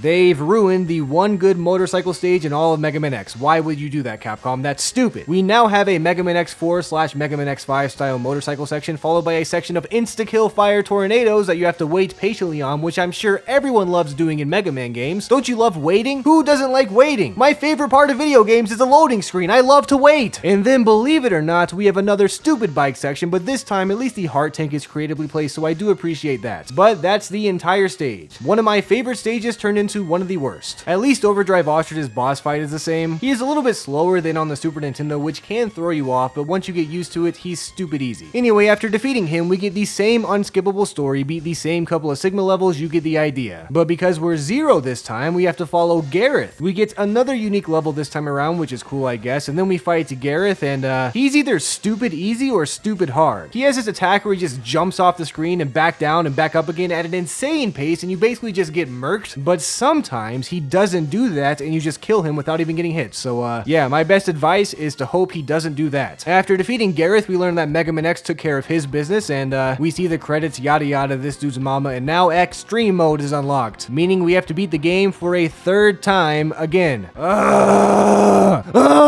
This is stupid! Technically, you can actually purchase Extreme mode in the Soul Shop for a mere 4,000 souls, but that's a stupid amount. I think if you kill every boss in this game without spending any of your souls, you still won't have 4,000 souls, meaning you just have to grind for them by slowly killing enemies. And who's gonna do that? Not me, I'm not gonna do that. Also, speaking of the Soul Shop and ignoring the hypocrisy of this game's plot, this is actually pretty cool. You get very useful upgrades, and my favorites are the ones that just straight up make you do more damage as both X and Zero, but I didn't know you had to equip them in the pause menu until I was doing Extreme mode. So in case you plan on playing this game for the first time, just because you buy them does not mean they're automatically equipped. I just thought you guys ought to know that. It's just some advice from your old pal Tooterp. Anyway, in Extreme mode, we of course have the same intro stage, all 8 Mavericks, the same Sigma levels, but we get to choose who to fight out of Gareth and Yu-Gi-Oh! But after defeating one of them, there's a secret Sigma fight. Alright, this actually makes Extreme mode pretty cool. We get to refight all the bosses, of course, which is made extremely trivial if you know how to use the upgrades. I mean, the upgrade that does double damage or whatever, mixed with the one where all of your shots are charge shots, is just stupid. You melt every single boss as Mega Man X. But I don't know how good Zeros are though, because I basically only used Mega Man X in Extreme mode, which actually turned out to be problematic, since every time you beat a boss, you get the weapon, but you only get the weapon for whoever you use to beat the boss. So I had all my weapons and upgrades on Mega Man X, and then when I switched to Zero, I had nothing. So once again, keep that in mind, just a tip from your old pal Tooterp. Anyway, let's talk about Sigma. He's Wolverine Sigma from Mega Man X2, and that's cool. His pattern is pretty difficult to dodge, but you can literally just tank his attacks if you have the right upgrades equipped, so this stage is actually really easy. Especially because the second stage of Sigma boss fight actually refills your health. Thank you, Sigma, that was very kind of you. This boss is stupid though. It's not that hard if you have the right upgrades and sub-tanks filled up and stuff, but if you don't equip any upgrades, this is a really stupid boss fight. You basically have to hit a certain spot of this giant armor 4 or 5 times in a row. Then we see Sigma for about a second and we have to hit him, and we repeat the process. None of your weapons work on Sigma, and you have to hit this specific spot, so you have to dash jump vertically while dodging all of the attacks. Now, this is not so bad on its own, but once Sigma drops below a certain amount of health, he can decide to turn pink and become invincible for basically as long as he wants to, because he changes colors every now and then, and each color means a different attack, but pink means he's invincible. And if you have bad RNG, he can just spam pink over and over again, like he's doing his color change, and nope, never mind, he's pink again. Great, we have to wait. And I love waiting. What's even worse though is once he's below a certain amount amount of health, he just starts doing undodgeable attacks. He has this giant laser that you probably can't dodge. He has this dash attack that you definitely 100% cannot dodge. And then he has this less giant laser thing that you can slide under. But again, this is all RNG. So if Sigma wanted to, he could just stay invincible and hit you with undodgeable attacks over and over again until you die. He can literally just do that. He can become invincible and spam undodgeable attacks. That is stupid. Now, luckily, that is pretty unlikely, but that's still stupid game design wise. But anyway, once you eventually take down his final form of Sigma, we get one last look at Epstein Island and find out that we saved all the Reploids and beat the game for real this time. And also unlocked boss rush mode, which is pretty cool. Anyway, Mega Man Xtreme 2 was pretty good. After beating it, I would say it's objectively better than Xtreme 1, but it still has its problems. I mean, we just saw the same Sigma boss fight, right? You guys saw that. But Xtreme 2 is much more difficult at first, and I think this is because the game wants you to collect souls to get upgrades, but it feels unfair when you first play it. I can't really hold it against the game too much because again, you do have the upgrades and eventually you're able to overcome the difficulty one way or another, but it feels kind of cheap at times. But also, I'm not sure how you balance a game with these kind of upgrades so readily available without either making it too difficult or too easy, so I am glad they went the more difficult side. But in general, this game is just straight up more polished than the first one for many reasons that I'm sure you saw in the gameplay. But another nice one is that start is actually paused this time around and select is change weapon similar to LNR in the Super Nintendo, which I think is a much better way to do your controls. Nobody was using select S dash. I mean, I don't think it. Were any of you guys using the select button as dash in the comment section? Let me know. That does not mean this game is without its jank though. Some of these vertical sections where one wrong input can kill you is stupid. The spam of areas that insta-kill you in general is stupid. And the only difficulty change that I noticed in extreme mode is that these annoying fireballs and flame mammoth stage that I already hated are now insta-kill. This to me does not make any sense. And maybe I'm missing some other changes, but this is just stupid. To summarize though, yes, this game is very jank, but less so than the first Xtreme game. Mega Man Xtreme 2 also has a lot more depth than the original and does basically everything a little bit better. That being said, I could see people preferring the original over this one if they just want a quick Mega Man X experience, since the original was so easy and went by quickly. But if you actually want to play a new Mega Man X game that you haven't played before, Xtreme 2 just straight up has more to offer, including more original levels. And if you care about the story for some reason, it's also better here. So I'd probably give Mega Man Xtreme 2 like an 8 out of 10. It's definitely better than the first game, but it still has several flaws that are pretty easy to get over once you get used to it. But they're definitely there. There are a few flaws. Again, you saw that Sigma boss fight. But adjusting for inflation, that's probably a good game for Game Boy Color standards, but it released in 2001, so I don't know why they didn't just make a Game Boy Advanced game. Oh, also, let's go ahead and do the thing. The best boss from this game is Yu-Gi-Oh! The worst boss is Gareth. The stupidest boss is Wire Sponge. The easiest boss is Tunnel Rhino. The hardest boss is Yu-Gi-Oh! The most medium boss is Blast Horn. The ugliest boss is Tunnel Rhino. The prettiest boss is Yu-Gi-Oh! The worst boss is Wire Sponge. The most powerful boss is the Yu-Gi-Oh! Lady, since she can somehow break the fourth wall and destroy your controls. The easiest level from this game is the intro stage. The hardest level is Gareth stage 2. The stupidest level is Volt Catfisher stage. The best level is Long Shot Jump stage. The worst level is Overdrive Ostrich stage. The stupidest jump from this game is any of the ones you have to do on these vertical missiles surrounded by electricity. The stupidest hole in this game is the entire bottom of Neon Tiger stage. And the stupidest spike is the electricity after the blind jump in Sigma stage. Okay, that was a fun little marathon, but I'm done, right? That was every Mega Man Game Boy game.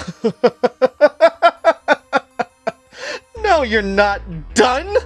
You still have to review the Game Boy Advanced games. What? Like the Mega Man Zero games. No. And the Battle Network games. No, I'm not ready for that. Someone save me, please. I'll save you. What? No, not you. I'm Tooterp Pizza. Take this.